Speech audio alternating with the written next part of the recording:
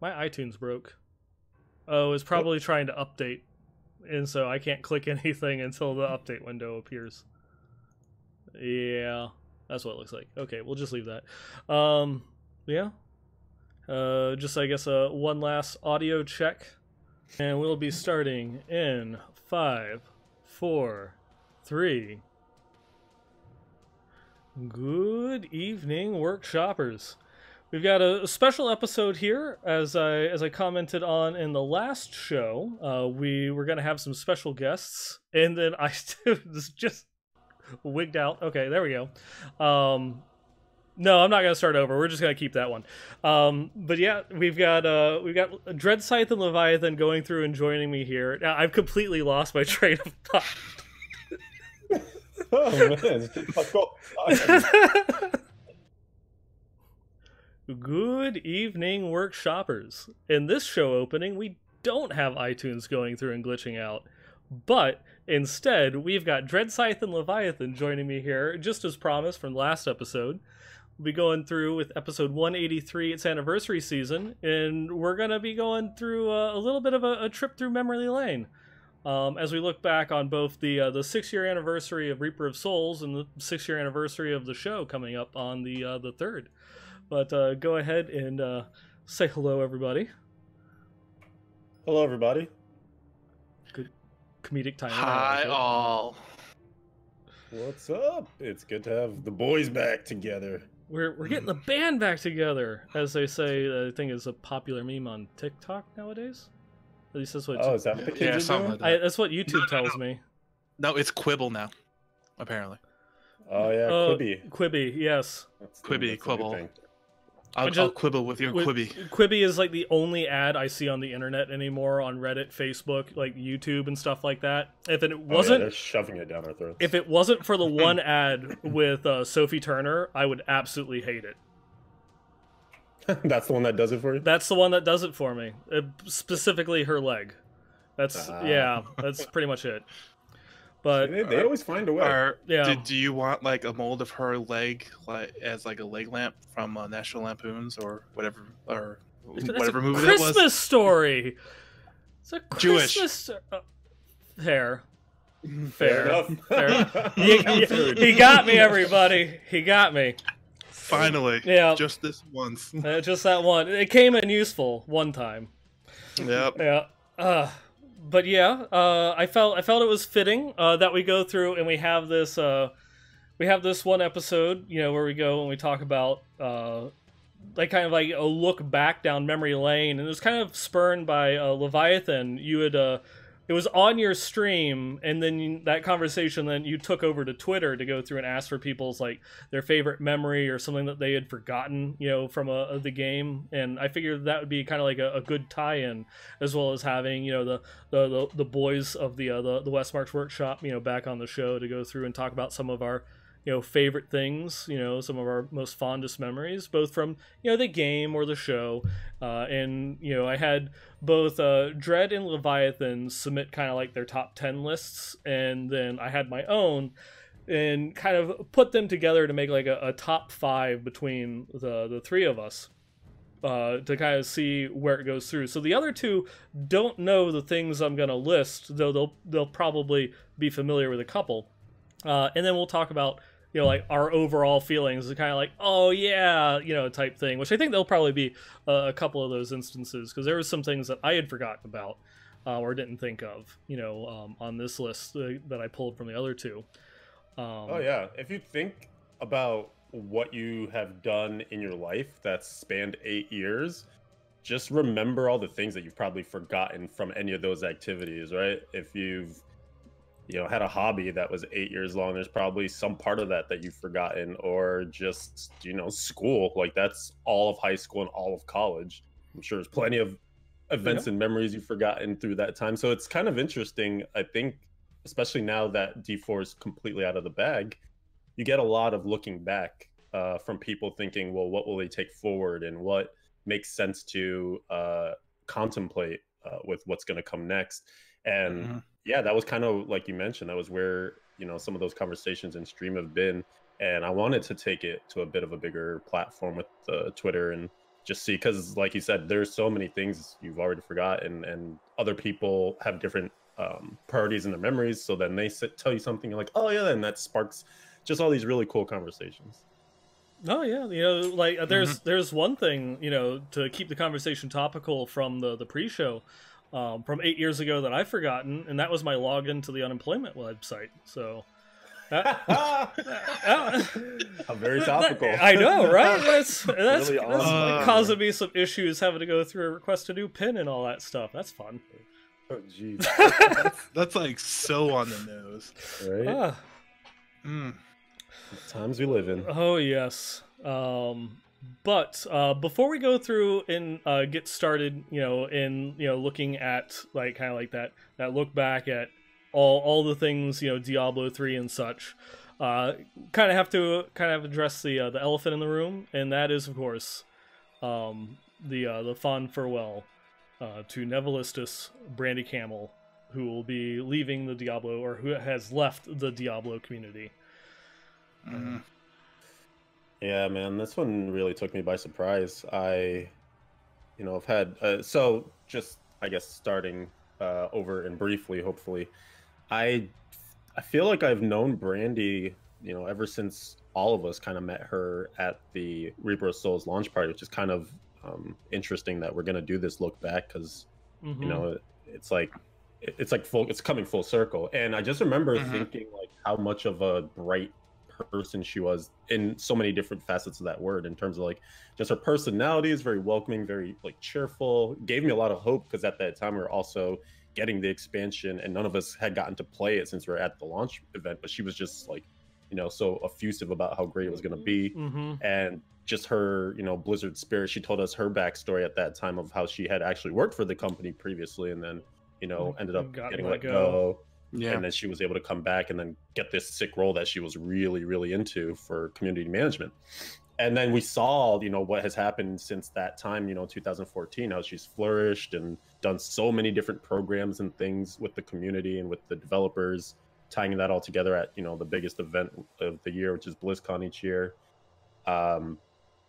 I just always thought she, like, in the same way, to kind of bring it in a real world analogy, I always thought Tom Brady would retire with the Patriots. I always thought Brandy Campbell would retire with the Blizzard. Yeah.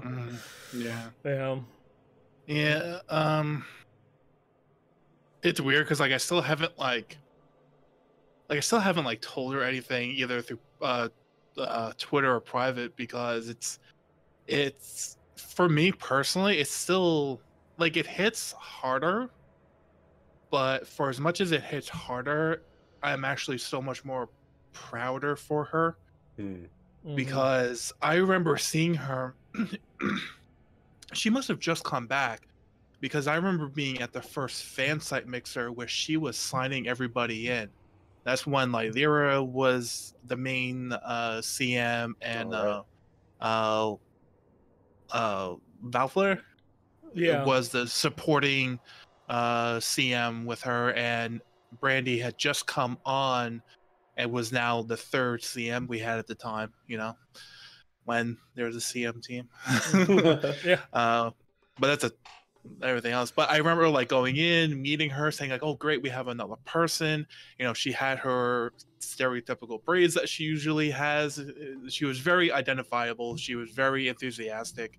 She was very just so upbeat to be part of the Blizzard team again, let alone be part of a CM team for a game that she really loved. And when I reflected back, through all the BlizzCons and all the events, because when you run fan sites, when you maintain them all, I remember Diablo Expressions, Grind XP, First Siphon Shield, and this Siphon Shield, all the people had as staff members, all the people that I've made as friends or moderators that are still friends to this day, all the friendships I've built, and just to think back how truly and utterly lucky we were to have someone like her. She is a real diamond in the rough as far as community management is, and I feel a lot of people realize that, but I don't think people understand the full depth of how lucky we were especially in the darker times during Diablo 3, and also in the best times on how to help the people who survive through the lulls and are now in this period of rejuvenation with Diablo 4. That we were given the best opportunity with one of the best CMs we'll probably ever have, and it's still hard to take. But last year, I just had a funny feeling that, like, Brandy will be with us, but I don't think she's gonna be with us forever. I couldn't put a finger on it. I couldn't even say it was intuition, and I'm not trying to say I knew anything, but it's like, it's like she was getting ready to get married. She was getting ready to tackle. She wanted to do more VO work. It just seemed like she was doing things that she was getting ready to take her next leap. So, while I'm not surprised by this, a little caught off guard for it being now versus, later point in time. I think she was setting herself up for this for a long time, and I think in some way or form we knew that she was doing this, and I couldn't be proud of her, especially going to like D&D. How like for as much as she loves Blizzard, she is like true-blooded D&D to the core. So I couldn't be happier for her. Oh yeah, it's it's definitely similar to what you'd said, that it was really difficult when she announced it to even just respond to the tweet on Twitter with anything. Every time he went to try and write something, I got I got choked up about it, and it was just definitely wishing her the best. And like you said, it's she's going over to Wizards of the Coast to cover for Dungeons and Dragons and all those types of stuff, and so she's still gonna be kind of like in similar fan circles, especially her and I used to geek out about like Dark Alliance and stuff like that. We never actually got to put together one of our Dark Alliance like play sessions at a BlizzCon, and then now she is going to be like the main community person for the new Dark Alliance game that's going to be coming out later. And so it's just one of those like really cool things. So even at your new job, I'm still gonna be like bugging you for the deets and stuff like that. So not a lot's changed. We're just different franchise. That's all. Yeah. How hard is it to get the patch notes for Dungeons and Dragons? Right? Oh, is there going to be a new segment on the show? Because news always breaks before the show. Well, the latest D&D update. It's actually something that me and some of my IRL friends have been talking about because of the whole like quarantine and all other types of stuff due to the COVID-19 that we're just starting to get back in the groove of things, of having our D&D sessions again, and then now this hits, but we're setting it up for to role play online. Ooh, nice. That sounds fun. But maybe going and like streaming it or something, because we have like some of the stupidest D&D campaigns. Because like our current one is Dragon Heist, which is like it's an official module that's out there, but so we're all rogues, which is just annoying for the DM, but we're also, all of our names is Tony. Oh my god. I don't know if anybody saw this when I was going through and tweeting about it, but we're all Tony. So we have like the one person that's just named Tony, then we have Anthony, then we have Tony, as in like literal toe knee, because he's a bugbear. God. Yeah, and then there's my character, it's Tony, but it's Tony with an N. Get it right. And then we have Rigatoni. Is that Riker inspired? No, it was actually, what was it? It was the person that came up with the name had no idea who Riker is. And then we have the totally optimized narcissistic eradication entity, or Tony for short. Yeah. So. Nice. Yeah. I mean, you could get some mileage out of that, because I think one of the big things I've observed and experienced in this, stay-at-home campaign, if you will, is, man, thank God for entertainment. Like, I have been burning through YouTube videos, Mhm. Netflix shows. Like I'm looking around, like I've listened to all the new music that comes out. Like I need more. So, thank goodness for live streams and, essentially renewable content. But yeah, Oh I would yeah. say if you have any, this is like Mhm.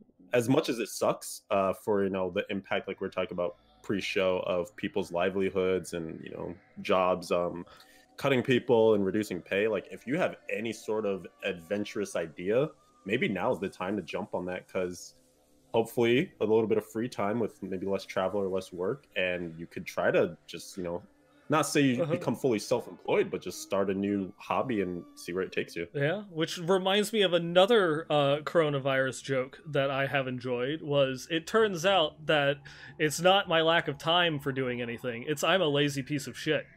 You have to face that I fact. gotta right face now. that fact. Did you realize that when you woke up this morning, looked in the mirror, you looked yourself dead in the eye, go, "You're just I a lazy real asshole." No, I realized that fact when it was Sunday, and it was like, oh shit, I haven't uploaded the new episode yet. All right, real question, real quick. Yes, Do you still take a shower every day? I do still take a shower every day. Because I'm stuck at home doing nothing, I almost take 2 showers every day. I had a friend who was like, I was thinking like, I don't see anyone besides my cat, so I don't have to take a shower. But she was like, well, it kind of kills some time when I'm bored. So she's Yeah. like, boredom. I don't Oh, God. I don't know about you guys, bored but showering. yeah, I don't know about you guys, but like the shower is like one of my favorite parts of the day. I love Just it. like even just like whether you're like, oh, I'll just take a shower when I wake up, or I take a shower before I go to bed, or now that I'm just stuck at home, I'll do both. Because why not?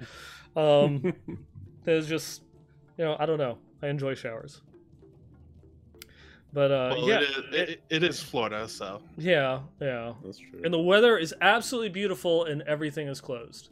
Even before, like today, we just got our stay-at-home order. So even before, for like the past like 3 weeks, we're good.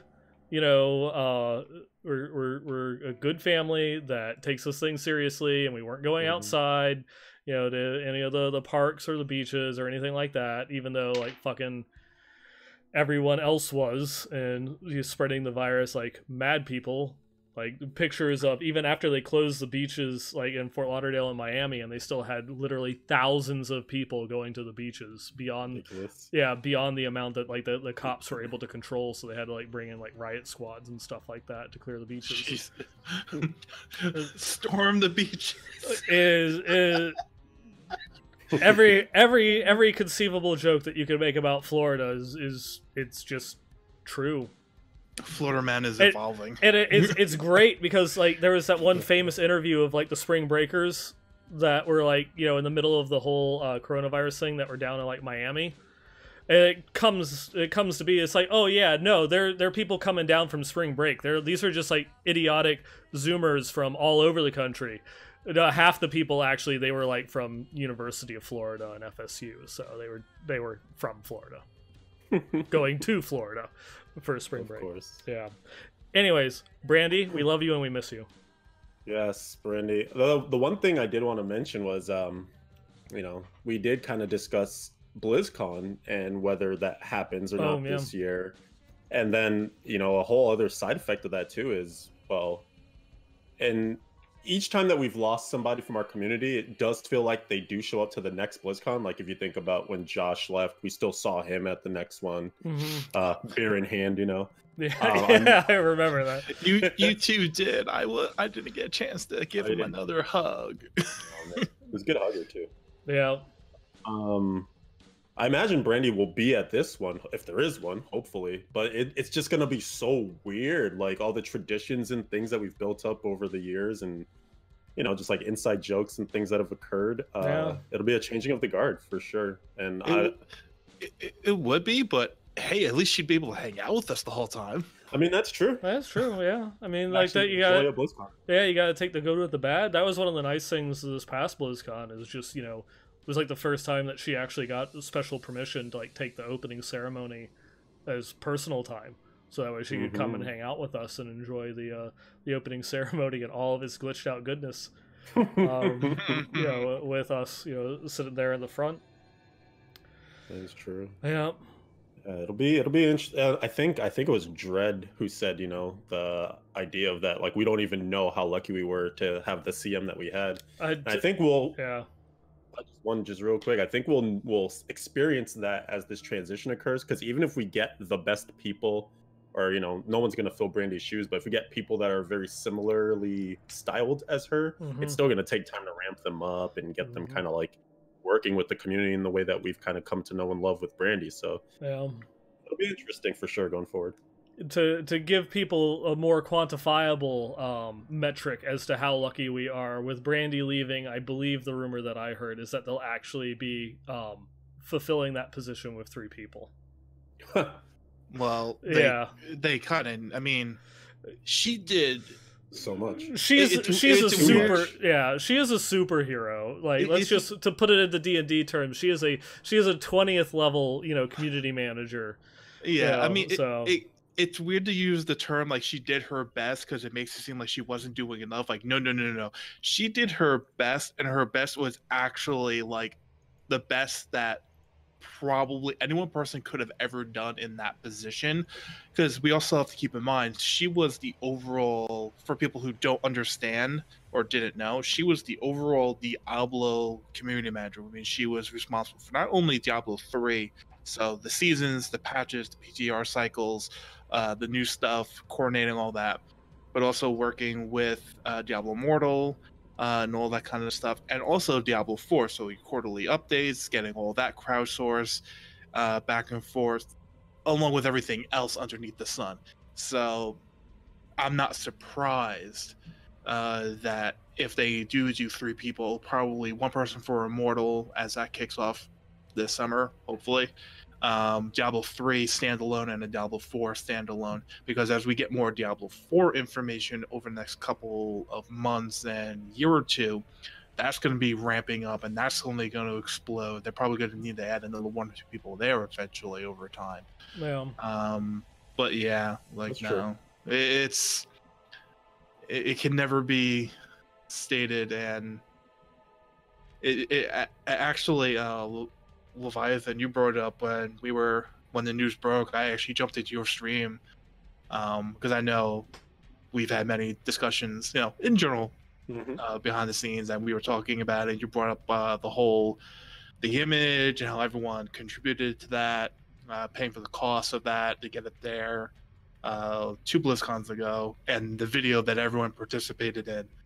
And I think back on that now and hope everyone who contributed to that video looks back on that and as a fortunate opportunity that we were able to give her something back to show our appreciation. Even if it isn't now, it still has a lot of meaning behind it. And she does have that picture behind her, because when she streams, you can see it. Nice. Yeah, I just thought it was fortuitous that somehow, it's like you said, it wasn't at this moment, but I'm a big believer in giving people their flowers while they're still around to receive them. So in a way, it was great that we were able to, almost do it in advance in case this day did come. She understood at least some smidgen of how much we appreciated her for what she did for our community. Yeah. Cheers to Brandy, man. Cheers to Brandy. Yeah. If we do come to BlizzCon and there is one, I think she's gonna get really drunk because everyone's gonna love to buy her a beer. Yeah, she does love beers. But yeah, on I guess a less of a somber note, it has been a minute since the 3 of us have been together, on the show. Since the last time that the 3 of us were here, I've had each of you on individually. But yeah, it's been a while. So like, how have you guys been doing? Have you been rocking out season 20? Any other projects or anything else that you guys have been working on? Want to shout out to? It's been a good mix of I mean, I guess like everything is COVID-19 these days, so it threw what was a kind of regular normal life all into a tizzy.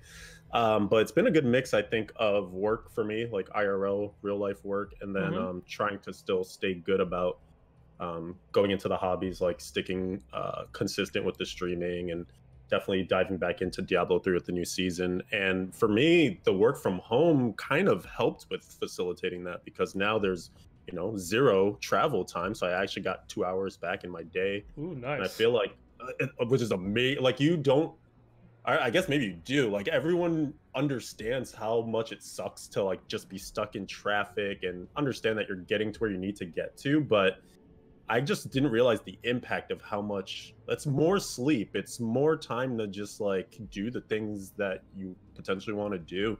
And it has added up, even though it's just 2 hours. So now I feel like my schedule is just way stricter in terms of being able to like, this is work time when I wake up. This is time, it's done when it's done. I don't have to, I can just quickly transition. There's no changing of the work clothes or anything anymore. So kind of like it as much as it sucked to not see people as much, but side effects. Yeah. Well, life is life, because Les and I have Robin, who next Monday is her first birthday. Hey. So first birthday in the middle of all this mess. So her first birthday party is of course postponed indefinitely. Probably make it up at the end of the summer, who knows. But yeah, so I mean, just in like the last 2 or 3 weeks, like it definitely is going to inherit my height, because she is already 30 some odd inches long. Whoa. It's like she's like basically almost the length of like Alyssa's leg. So there's already like everyone's sort of like, yeah, by the time she's 5, she's already gonna be taller than me, right? Well, yeah. So, and it's weird because she's really getting her arm strength. She has some arm strength, but she really has good leg strength. So she was already pulling herself up, and she would just stand by herself, holding on to something for like hours, like if she wanted to. But she wasn't really crawling yet, and it was like weird. It's like, what, are you gonna script the whole crawling phase altogether? The last 2 or 3 weeks, she's like got the whole mechanics of crawling, and now she's crawling. Like, now we're really going, oh yeah, that baby cave that's been sitting there. Yeah, we're gonna have to get that set up like pronto. So she's doing good. Nothing's wrong with her. It's just, the added like, oh, Alyssa's a bank teller, and a floating bank teller at that. So between her and Robin and the daycare and everything, and I'm working at home right now. Like literally the desk I'm at, I have another IKEA desk literally right next to it with my work set up. So I can just take my chair and I'm not gonna do it now, but I can like totally slide over. I'm not gonna do it now, as he presumes to do it. Well, wired headphones, that would be choking hazard.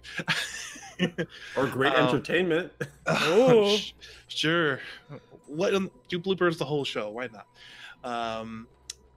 But no, working at home, like I'm used to it in a way, because I've already been working from home Mondays and Fridays ever since we moved, and that was almost 3 years ago. So I'm already kind of used to this regiment. So I have that to my advantage.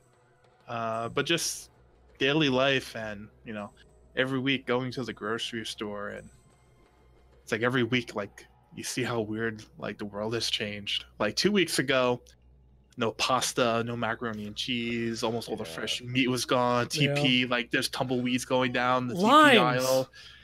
Everybody bought, I don't know if it was the same for you guys, but they sold out of limes and lemons. You couldn't buy any. Because drinking, man. I guess. I guess so. But the thing is, that was 2 weeks ago. This week, like I go in, all of a sudden there's like sneeze guards in front of like all the cashier places. Yep. And like there's like tape markers for people who should be like standing. The 6 feet. Almost everybody has like gloves on. Some people have like proper mask. I'm like, and it gives you like weird like anxiety by osmosis, I guess. It's like, I'm just shopping, so you see someone with a mask on, it's like, oh, and then you go back to shopping and they see someone with gloves, it's like, oh, and you see like a couple, like 10, 12 times, they're like, get me the hell out of here, get me the hell out of here. I am woefully unprepared. So I mean, luckily enough, through like like house projects last year actually have a couple of masks and a whole box of gloves. So we have something. But it's just, and Alyssa is like freaks out every once in a while because because they're drive through only with the banks. But she says constantly, daily at the banks, there are like 60, 70, 80-year-olds coming in. And she says, well, I can't say how much they have because that would be, illegal. But they're well off. And they're cashing a $15 check. It's like, oh, jeez. It's like, stay the fuck home. Stay the fuck home. Like, why are you out driving? I think that they make an app for that. Right? They don't want to. Like, these people are like 10, 20 years in the past. Like we don't trust it. We don't trust the technology around here. Like an ATM card, a debit card. Nah, that's all right. I'll be coming in person. Like, I'm surprised they even put their money in the bank. It's just not under their, it's stuffed under the sofa. Yeah, under the mattress. Probably. I wouldn't doubt it. Hoarding money in in glass mason jars in the backyard. Yeah, that's funny that you mentioned the kind of the anxiety of being outside, just because I hadn't left my apartment really until I've been going for like little coffee in the morning walks and stuff like that, just to have a moment to see the sun and be outside. But I did do groceries 2 days ago, and same thing that you experienced. Just looking at choice aisles just completely barren, while some were completely stocked. But it was weird how I actually felt everybody was a bit, as much as there's probably a lot of paranoia, there were also a lot of just camaraderie. It felt like people were more willing to talk to each other stuff, probably just because you haven't had very many, face to face, even if you are 6 feet away, conversations lately. So, I was chatting up a woman in the line who, we were just talking about like some of the food we were buying, and I was like, oh, you're stocking up on the pasta. I see you. Like, it's just kind of fun to, get outside again. And it's kind of interesting how it makes you value, even though, you can talk to people on a stream, or we have like these financial calls in the morning for work. Just to hear somebody's voice in person, it's so different still, Yeah. And just to briefly add to that, as someone who is a New Yorker but lives in PA, but was in New York and remembering the day of 9/11 and how that changed everything for a lot of people in New York, but the boroughs, because people traveling in the city to work. It's not that I don't feel the rest of the country felt a pain that day, but it was like so localized to New York. I think exactly what you said, Leviathan, about camaraderie, how we're all in this together. We all have to do our part to really stem the tide and make sure that we don't let this thing get blown out of proportion. Those simple mantras, I think, that everybody in the country is doing. I think everyone's rediscovering a little bit of their humanity again.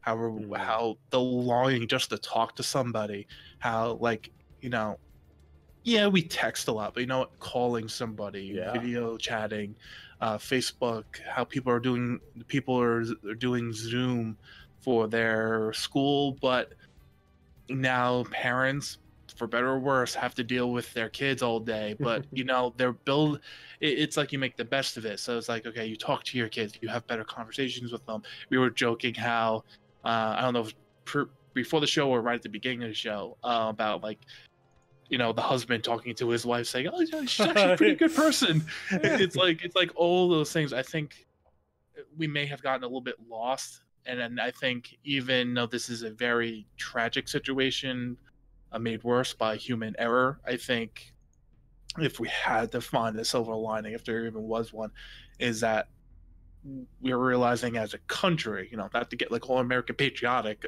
about it, but as human beings, I think we're realizing that we are human, we are feeble, we are not the masters of the universe, and we have to try to get through this thing together. And I think that's the best thing that's coming out of this. We're kind of rediscovering who we are. Yeah, well said. Yeah. Here. And with that, I'm taking another drink of my alcohol. All right. And I guess going through and getting into it, so, as stated at the beginning of the episode, we're going to talk about some of our favorite moments and such. And so our contestants don't know what I'm about to read, though. I mean, they're the ones that submitted the answers, so you know they'll be a I'm sure there'll be like a yeah from one of them, and like oh from the other. You know, as I read through their comments and such. But yeah, we all submitted a top 10 list, and you know, kind of put together ones that had similar threads of like some of our favorite memories and such. And so this first one, so coming in at number 5, we'll see how many people remember this. Introducing Design a Legendary.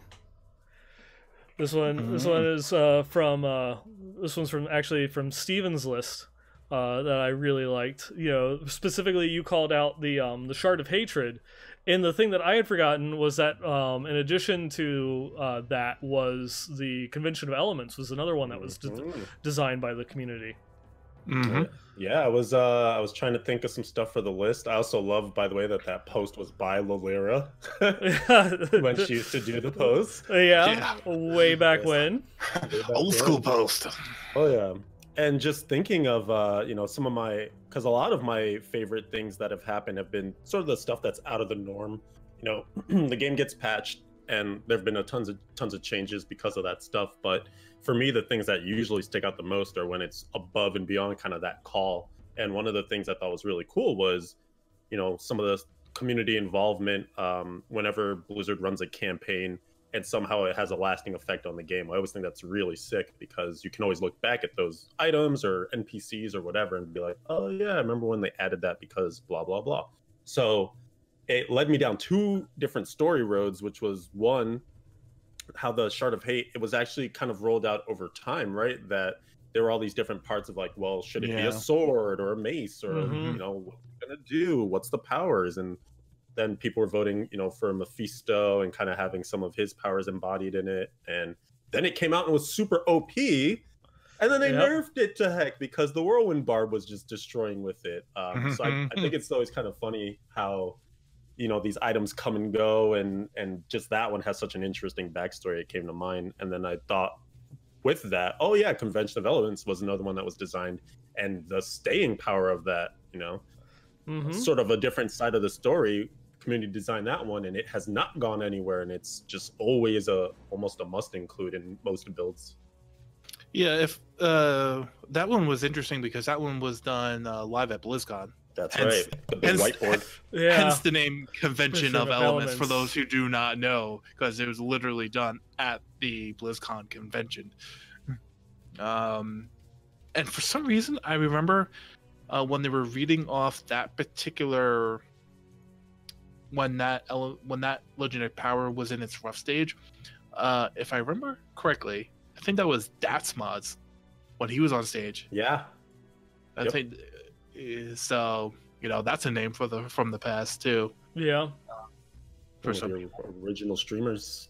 That was an interesting panel because I remember Josh, I think it was Josh or whoever was the moderator. Like, it was a very like kind of like weirdly rushed panel, but it was because they wanted to like really make sure they hit like every stage of like the development process. And it was so interesting that like, okay, whiteboard it, and then they explained while everyone was putting their ideas like what their internal process was, and then they went through the review phase, and then they went through like how they pruned ideas but how they never actually truly put ideas in the dumpster.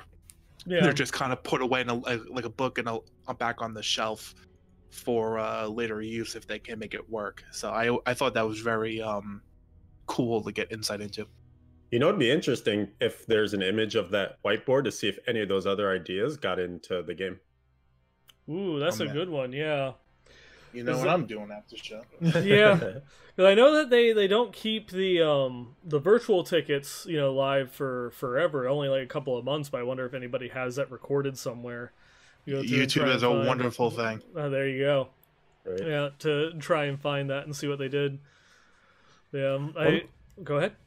I just want to say one thing. I'm going to take the conversation somewhere a little different. So if you did want to stick on that, definitely feel free. But One thing that I wanted to bring up with tying this into kind of going forward for D4 is if you look at some of the other games in the genre and how they've evolved in, sort of the modern era, if you will. I think of Last Epoch, for instance, where you have these supporter packs and the ability to like create a legendary or whatever level of item, that high tier item within that game. You can buy access to do that while supporting the game, and you see some of that not necessarily in Path of Exile, but they have had things in the past where, for instance, divination cards are the ideas for some of those are driven off of community ideas or streamers or things like that. So there's still this idea of influencing items that get into the game and such. And I guess another part of what made me think of this is I wonder if we'll have any of those as development continues and they want engagement with the community and stuff. If there will be, hey, look at these legendary items. Because I also think back to when D3 was about to come out and everyone was like, the website, we haven't really seen the legendary items yet. Yeah. And they were just like, oh, it's fine. Don't worry. The legendaries are going to be good. Don't worry about it. And then they all were so bad. So just a couple of those ideas. Yep. I still remember, what was it? Like the two best actual like legendary fixes that there were, it was the surprisingly kind of getting some use again, Echoing Fury. Just because it increased the attack speed. It didn't increase the attack speed, it added attacks per second, which was a very different mechanic, because it wasn't like just like 15% increased attack speed. It was, I think, at most 0.25 attacks per second on the weapon. Right. And so if you were I think it applied to both too, like if you were dual wielding. Yeah, so that was the big one when you're going through and dual wielding, to take a really slow one-handed weapon, which I think were already maces. Just because it was such a compounding effect with how it stacked with attack speed, which, going back, remember when the pre-buffed or the pre-nerfed attack speed values?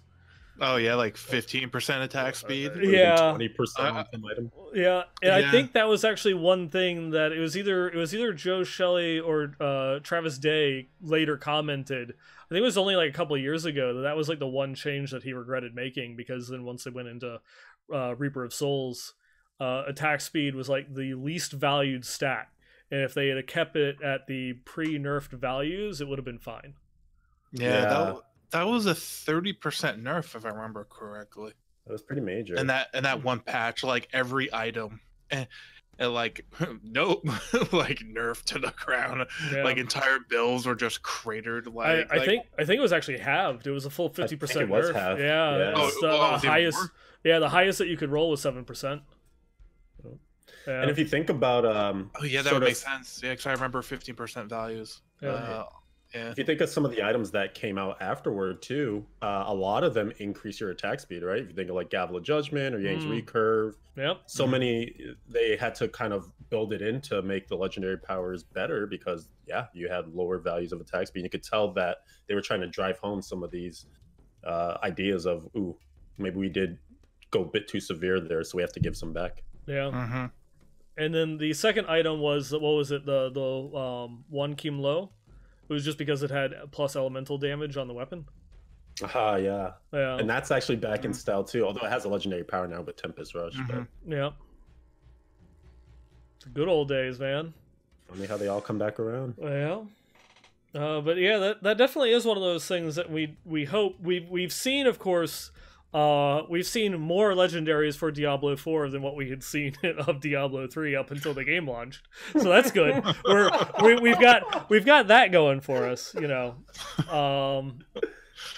But I think it actually would be cool if especially all things considered, what if the game is like 2 years is hopeful, and that the game isn't out until like 2022. Could we at least see more and more of the game at that point, to where they could run one of those like design a legendary events like leading up into it or shortly thereafter to like design like the first seasonal item or what have you? I hope so. And I guess that's going to come from sort of the, tying together both conversations that we've had thus far, maybe the community management side as well, if they can see some value in running contests and, leveraging their social media platforms and stuff, however they choose to run it, I guess, maybe utilizing the official forums and things. If Diablo 4 will have its own website, like, I hope that they do take advantage of some of those things, because I think in this age that D4 is being built in, like streams, social media, like all that stuff is where they're going to hopefully get a lot of traction. Yeah, I think that like events like that are actually like community managers like dream, because it's a lot of like it's focused feedback, specific feedback, and a lot to do for the metrics. I think the bigger onus is going to be if the developers want to open themselves up to it.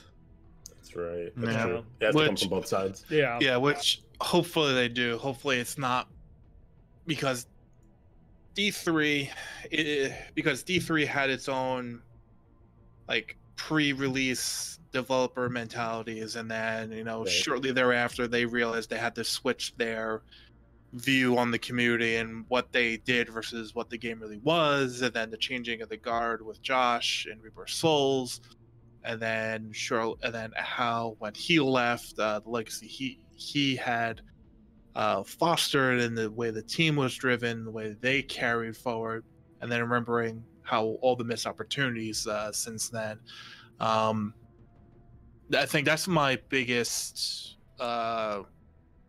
which kind of ties in with this whole discussion. Even though we're going off a top 10 list, top 5 list, we're kind of working how we view the future of Diablo 4. That was my greatest concern going to Diablo 4, was how much did the developers view or think the community liked and wanted to bring forward, versus how much does the community actually like and wanted to bring forward, and the most important thing, how well do those lists mesh, and from there what kind of a game are we going to get? So I think that's the biggest hurdle to get over, and hopefully being open, being transparent, which they are doing with the quarterly updates, and that's been established. So hopefully that's just one in a number of things that will help the community feel like they have some part, at least if not putting something into the game, at least feedback on what's in the game, so it's a little bit tighter, a little bit more together, a little bit more complete. And I'm trying, because you know me, to get my head around that and just say, like, that's good for now, but keeping a watchful, concerned eye on things if I need to.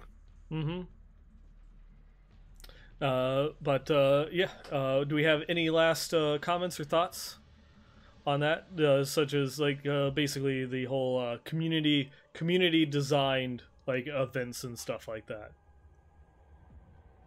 No, nothing else. I think there's a lot of opportunity for it, so hopefully we'll see some. Okay. So next one, and this is one that Leviathan and I both shared. Friend, the grammar goons that brought you phrases like Ogchilds and Sup Fellas comes their next adventure in podcast history. The conversation. Will we finally figure out which class is Wyatt's favorite? Oh, I love you too.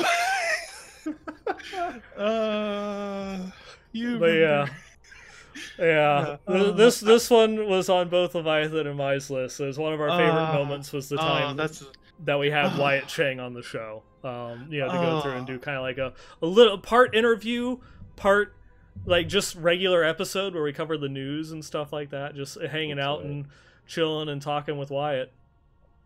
And I like that the date on that is coming up too. It's 2 weeks from today, so kind of part of the anniversary theme that we got going here. That was actually one of those things that it kind of shocked me just when I was going through and finding the photo. Like, what is it? It's 10 o'clock, so an hour and 20 minutes ago.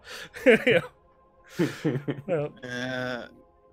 remember when you came to me, like you said, like we're gonna have an interview with Wyatt.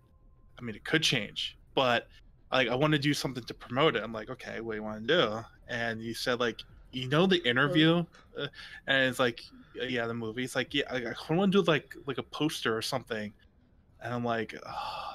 And I'm mentally saying like, I so want to do this, but I don't know if I had the skill. So I'm like, you know what? Damn it, I'll try. I think I would have to look after the show, but I tend to keep a lot of my sketches, like your overlay, like the way I did your name Neinball Mm-hmm. on your overlay. I still have the sketch for that Neinball, like the preliminary sketch. Nice. But I just remember like doing it, and then I remember like thinking like, okay, how should I go? And then I thought like, okay, do the legendary item frame, and then I'm like, okay, oh my god, and then like everything you just read, like one line went into another, and I'm like, okay, I could do this here, and I just kept on like going into like my stock, all my like 5 or 6 mega stock folders picking, and it just wound up being like that. And it was great because when you did the second one, I was like, I'll have to up the ante with all the Frontropus. I can't say his name for my life. Frontropus, yeah. Yeah, all of his quotes and everything like that. I need to edit my list. I need to go back and add Frontropus on there. Oh my god, yeah. Tiny whiteys. That could be a nice honorary mention. But I was just so happy that that image came out so good. But I remember you telling me like, oh, I don't know if we can up this because it has the trademark images on it. We have to get it approved. I'm like, really? I could take it off if you want me to. Well, that was hilarious. Yeah, that one made my list because it was hilarious. For me, that began the, I think, relationship of sort of tying Westmarch Workshop and Wyatt together, because Wyatt was one of the first, I think, Blizzard devs that we kind of knew was really into the podcast, because he would sometimes talk about them in like offhand conversations, or even I think in tweets. Mm-hmm. And you know, for so long when you're doing this thing as just a fan, you really don't have any expectations or solid, thinking that you'll get to interact directly with the dev on your show or be able to really reach that level of talking, or access, I guess. Mm-hmm. And when the opportunity arose, it was just one of those sort of bucket list dream come true moments of, we get to talk to one of our favorite people about one of our favorite games, Mm-hmm. that we do on our favorite show every night, or every 2 weeks, or I guess back then weekly. Yeah, weekly, yeah. It was just so cool because I think it was that episode too where he revealed that there would be no more Greater Rift trials. Mm-hmm. And that was, an epic moment for the community, because everyone was wondering what the next changes are going to be. Everyone, for the most part, did not like Greater Rift trials, so that was like a sick, we got to break some news kind of moment. Yeah. And from there, we then were always able to just go back to Wyatt, whether it's at BlizzCon for, waffles with Wyatt or story time with Wyatt. It kept all those sort of nice threads, moving along. I felt like that was the beginning of that. Yeah, and correct me if I'm wrong, but wasn't it like an almost 2-hour show? It was, yeah. It was the standard length. Yeah, that was like so unprecedented back then. Like usually, like okay, like you have an interview for like 10 minutes, 15 minutes, maybe 20 if you're lucky. No, you had like 2 hours. It was oh god. Yeah, it was one of those ones where it's like he was very adamant about just keeping the regular format of the show and just like kind of like coming on, like as a guest. So it was like one of those things where we're just hanging out and chatting. It wasn't like one of those like formal interviews that you'd have at BlizzCon or a press conference or anything along those lines. Going through and getting that together. So it was really cool. It was really nice. We hope eventually, it was the first and last time that we had a developer, on the show. We've since at least done developer interviews, at BlizzCons and stuff like that. But it was something that would definitely hope to keep that level of engagement with the development team. Yeah, and I guess that is another thing, in terms of trying to think forward of what will the style of the next development team be? How much will they insert themselves into the community or via the community managers? And again, pulling on some of the examples that already exist, you see Chris Wilson as the sort of lead guy over at Grinding Gear Games. Mm-hmm. He, whenever they're about to roll out a expansion, which is how they label their leagues and stuff, he'll hop onto one of the more popular podcasts they have called Bay Class, and just have the same way you're remarking, Dread, like a 2-hour plus conversation with those guys about here's the stuff that's going to change this league. Here's some of the issues we're hoping to address and we want players to be excited about. Like, it is, for all intents and purposes, a marketing piece, but at the same time, it's, you know, unfettered access to a really high up person on the chain. And I think it builds a lot of goodwill with the community just to see that, hey, they're inserting themselves right in here, answering questions, you know, straight from the community, not dodging bullets. So maybe we'll see some stuff like that from this next team for D4, hopefully. Yeah, and also it's also one of those ones nice. where just it seems more genuine, you know, when you're going through and you're hopping on, you know, a podcast or something like that to have those conversations, because you're just jumping into the community itself as opposed to just like taking just taking questions or something along those lines. And yeah, because it's something the community created, not something that GGG created and said, community, come here. For instance. Yeah, that's a good point. Yeah. And I think at the end of the day, you know, like, you guys have been in the, I guess, for lack of a better term, the fan site industry for a long time. I know I came, like, when I started playing Diablo 3, like, it was hand in hand with me starting Diablo, especially back in the day. So the 8.5 years or so of playing the game, but doing, you know, doing community stuff, doing podcasts, whatever I've done, have always been hand in hand. And I think if the Diablo 4 team does even like 10% more, like, you know, reaching out to podcasts like Westmarch Workshop, reaching out to Shadow Soulstone, reaching out to other podcasts, as well as, you know, the big, you know, media outlets, just that acknowledgement that everyone's in this community, everyone's important, is huge. So I hope that that's something that they go back to, because they were doing that a lot back in the day. But, you know, you know, there are good times and there are bad times, and Yeah. But yeah, we're in different times hopefully, too. yeah, it is. Media and advertising has all changed a lot over the last 8 years from when Diablo 3 was launching. So Very, very true. But hopefully get back to the roots of the community and, you know, only foster it from there. Yep.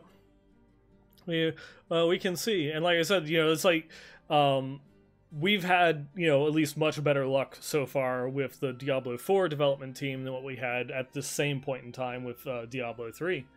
Just for the fact that they already are going through and like showing a lot more of the game and being open, having these like quarterly developer talks and such. Because when it came to D3, it was, you know, they had the Worldwide Invitational, they had the BlizzCon, or actually, yeah, they had the BlizzCon, and then there was nothing else until the next BlizzCon. You know, and that you pretty much only got like updates like almost like once a year. You know, maybe a little tidbit here and there that they would go through and do like some sort of piece with like a larger outlet, you know, like IGN or something along those lines. But we've had a hell of a lot more communication with what's going on now than what we had at the same point in time with D3. Yeah. It's positive excitement. Very much so. Any last or follow-up comments before moving on to the next part? Just I love you guys.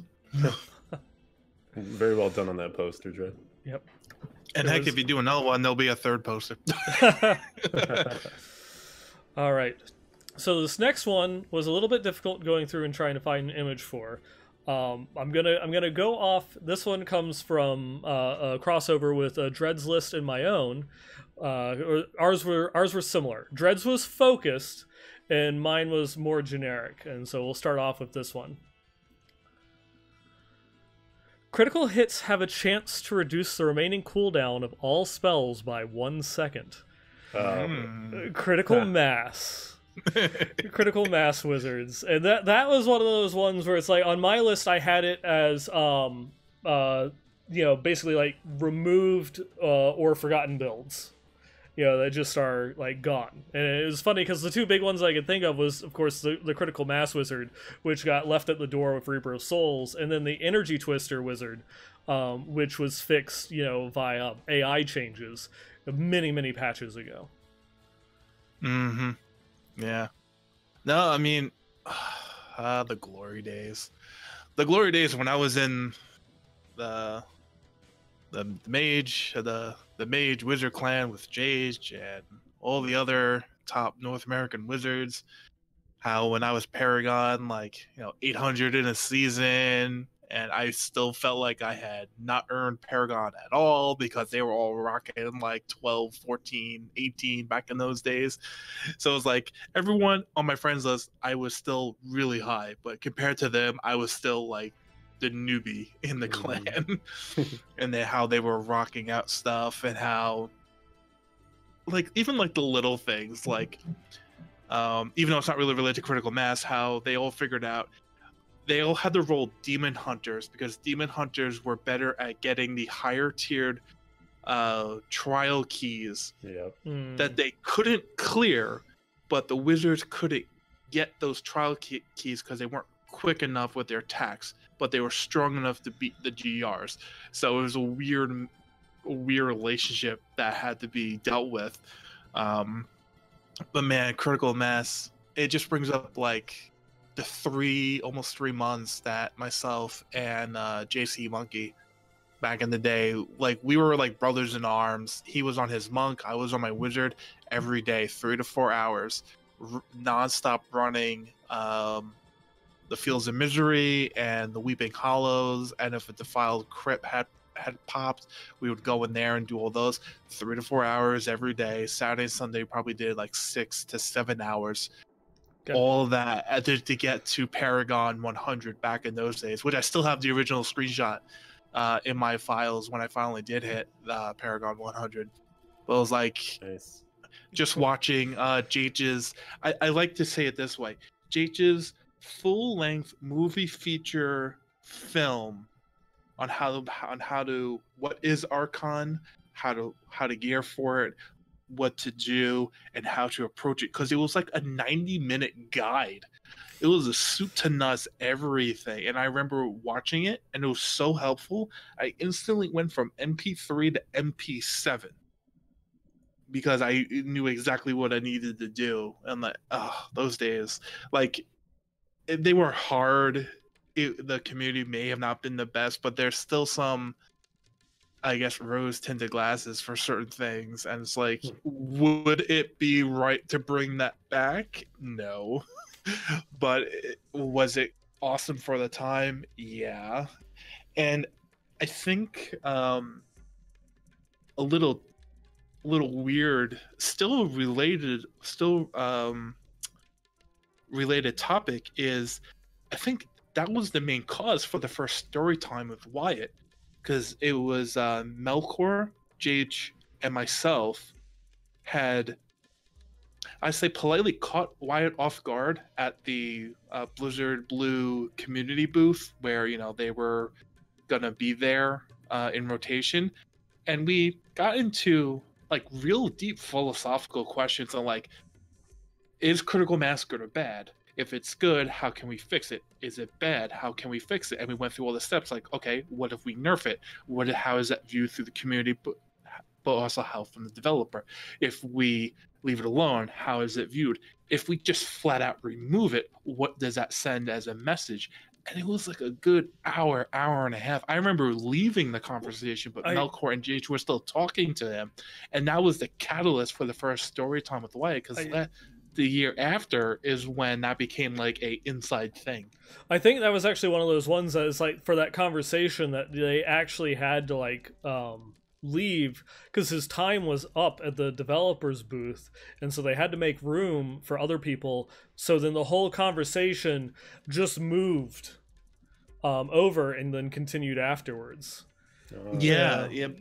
But yeah, like it's like strange. It's like I say, critical mass, and like how the string of memories, like, oh yeah, like J.H. Melkor talking Wyatt 0 fucking hour, and how that became story time. I think like, I also remember Moldrin was there and was getting pretty heated in some of the conversations too. Yeah. Oh, I don't remember. I remember meeting Moldrin at the first fan site mixer, but I don't. I didn't see him when he was talking to Wyatt at the time. I had left, but Yeah, but by the time I left, it was like a good hour and a half already. Mm-hmm. Crazy. I think that was also that was the that was the BlizzCon right after they announced Reaper of Souls. But before the game had launched, and I think that was actually the first time that I had met Brandy. Oh, nice. So that'd have been what, 2013? Yeah, it was BlizzCon 2013, I believe. Yeah. Pretty crazy. Yeah. The thing that this brings up for me, because I didn't play Wizard at all.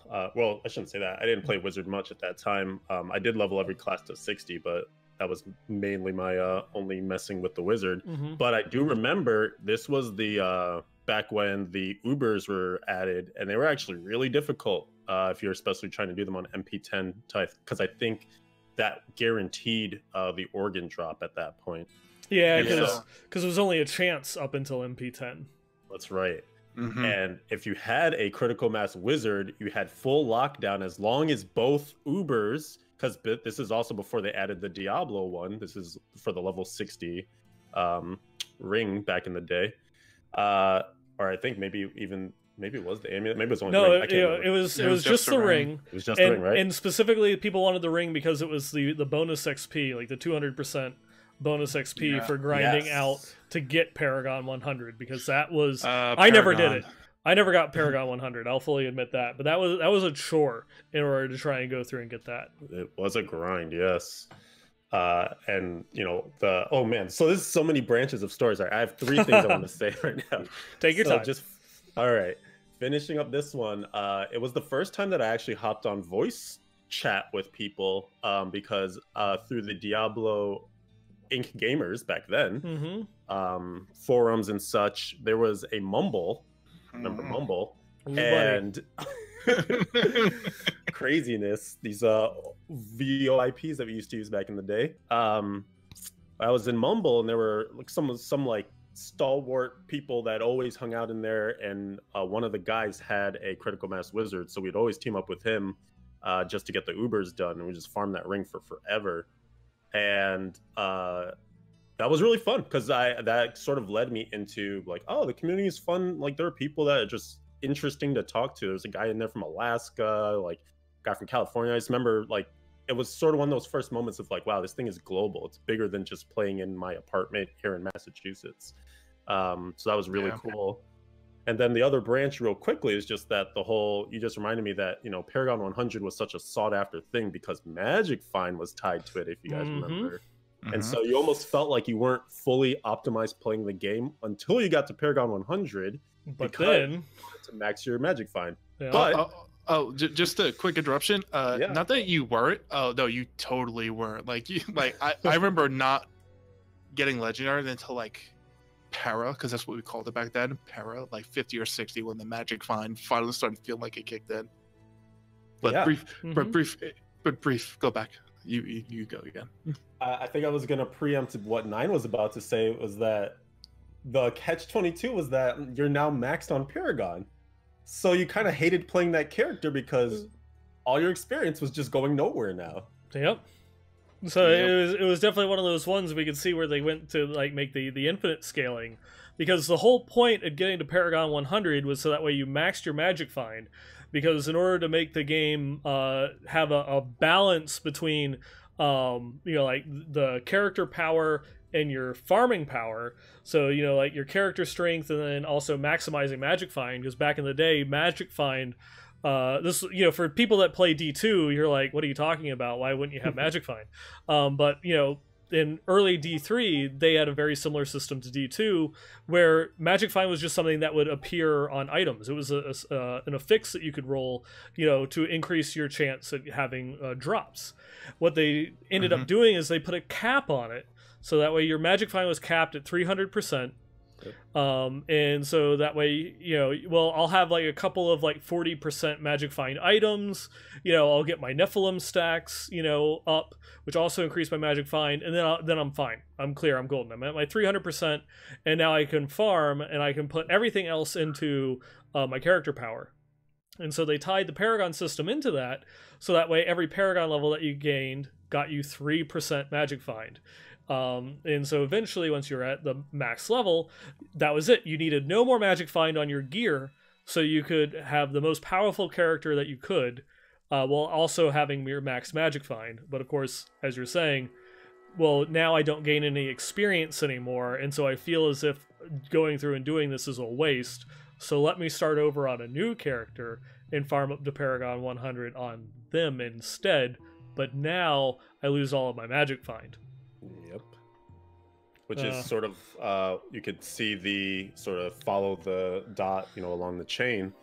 The reason why it then became account shared, leading into Reaper of Souls, was because that exact question needed to be answered, right? Like, why do I keep playing this character if I'm not going to get experience on it? So like, all right, we'll make it account wide, so you can play any character you want and benefit from your Paragon.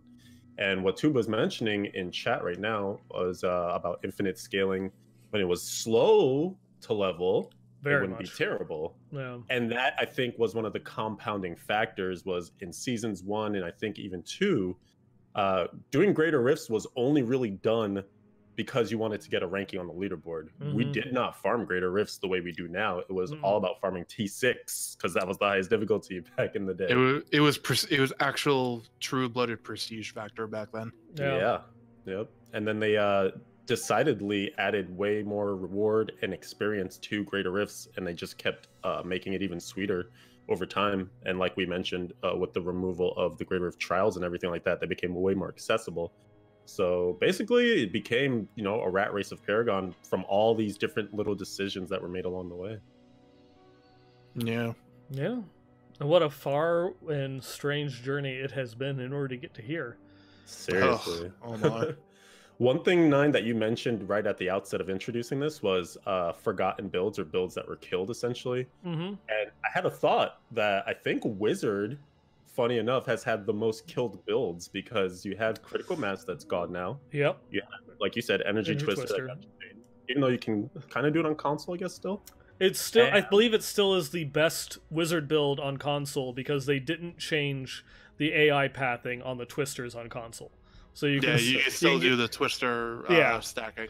Yeah, you pull everything into a corner, throw all the Twisters up, and because of the subsequently it got even better, because when they much later on, after the build was completely forgotten, made the buffs to the Death Wish and the Etched Sigil. All right. It made that build even betterest. Excellent grammar. Yeah. Even the betterest. Yeah. Grammar goons. I was gonna mention in most recent times, which is literally right now, Bazooka just got killed. So you've had 3 significant Wizard builds that they ruled the meta to some degree, and now they're all gone. And I was trying to think, all right, so what other builds have gone the wayside? I think each class has kind of maybe had one. But for the Witch Doctors, you remember when there was like total lockdown with, I guess 2, they've lost 2 actually. The 0 cooldown sacrificing of the dogs. Oh, yes. And also the Z Witch Doctor that like you could basically permanently fear and lock down everything. Which got nerfed like through like 2 heavily nerfing patches. One to the CC, then the other one to the health globe regeneration. Yeah, I was just about to say, because they were the infinite health globe spawning, which then like I think like a year later after they had nerfed it, they then released the Necromancer, and then they do that. It's not a problem. And then they have all the health globes in the world. Yeah.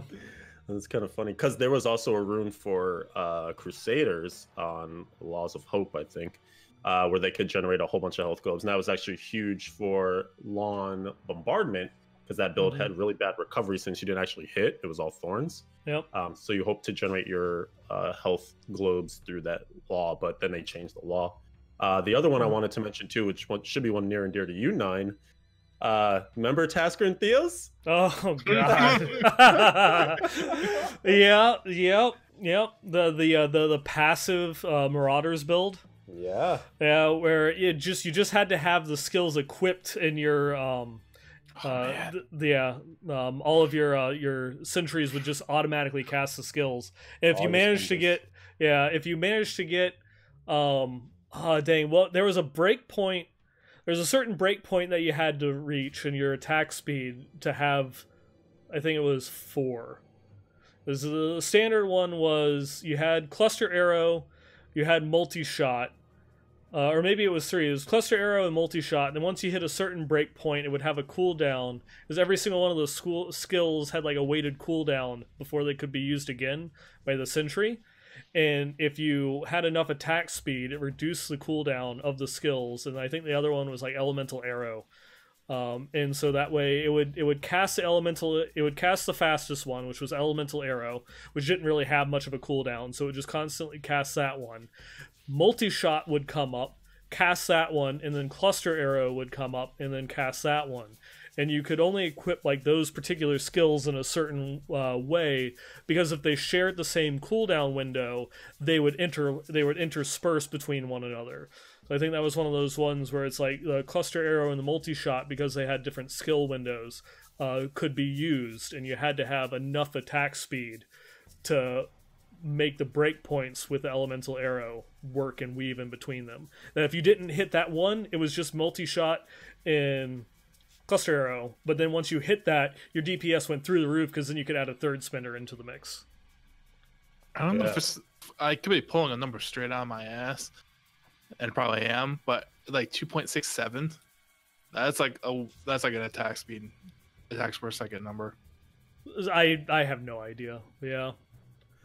But no, I remember. Yeah, Demon Hunters had some wacky times in the past. Yeah, because that one they evolved, because there was actually a lag, because after they had made that, because it was really good, you didn't have to do anything. You dropped all of your sentries and you ran around a corner and did nothing, and then they changed it to where then you had to cast a skill, or you had to actually cast or use the spender in order for the sentries to cast it. But then you got the elemental arrow, build out of that one, where you just spam ball lightning, from your 5 sentries. Well, that's right. And we're kind of having a little a side convo in the chat right now too, but I was reminded of the Hell Trapper. Do you remember it actually used to allow you to go above the limit of sentries? Yeah. Don't remind me. I tried to do that build once, and like I was so defeated by doing bounties for the Hell Trapper. Like, is it gonna roll 1 extra sentry or 2 extra sentry? Is it gonna roll ancient or not? Is it gonna be complete shit or not? Like, oh god, like that was misery. I got one other one of a build that was killed, and that was the when they changed Nephilim Valor, from the buff that you would get in Classic to then the orbs that would drop in Reaper of Souls, little yellow orbs that like no one knows what they do anymore. The Crusaders used to have a build in the beginning of Reaper of Souls that was just focused on going through, getting and keeping 3 stacks of that Nephilim buff, because it was such a huge DPS increase back in the day. They had the one passive skill that increased its duration and increased the chance for them to drop. So that way they could keep it up permanently, and Blizzard removed the passive because it was too much. I do vaguely recall that. I remember that passive. I didn't realize there was a build for it, but that's pretty funny. It was one of the, at the time, and this is like before season 1 or anything like that, it was one of the most powerful Crusader builds because of such a huge damage increase. Because like the first orb would cause it to where I think it was like the first orb, the first level is when you attacked, it had a chance to explode, and then the second one was that a chance to like shoot out like a little chain lightning thing, and then the last one was it would kind of like it would have a chance to drop like little meteors that would then explode in an area around your character. And obviously the damage doesn't scale, because otherwise that it might be an important thing, but now it's just a 10% move speed increase. But yeah, it was one of those things that they would go through and they would just stack that up in order to go through. I think this is the part that I don't remember specifically, because I think it was a 2-part nerf, because I think before it applied to the whole party, and then they nerfed it to where it was just the Crusader, and then they removed it. But I might be thinking that might be incorrect, and that it might have only ever applied to the Crusader. But I was just gonna say it's a funny thing to bring up too, because console players still lament all the time about how they need those, because it actually contributes to the damage they can do. And doesn't it doubles their damage? Yeah. Wow. Yep. Yeah, it's one of those ones where it's like it was it was very interesting, and that was like one of those weird ones to go through and get removed. But then again, the reasoning for it was because it didn't matter what any of your skills that you used were, because all of your damage was being dealt by the mechanic and not your character. Oh wait, so you're telling me that when a mechanic deals all your damage, that's not good for the game? That sounds like that's weird. Did we just leave a season where that? Oh, I'm triggered. Oh. Wait a minute. Yep. And then they turned it into a season. I'm back. I'm good. Just think of it as like a cheat code season. Like it's good for 20 minutes, and then you get bored of it, and then you realize it's a terrible, terrible idea. Let's go back to normal. Yep. Okay. But on that note, any last thoughts? Any builds that have been left behind besides zombie bears that you'd like to give a shout out to? Anything with mirror image. I know that you were so sad. With the wizard build not doing mirror image.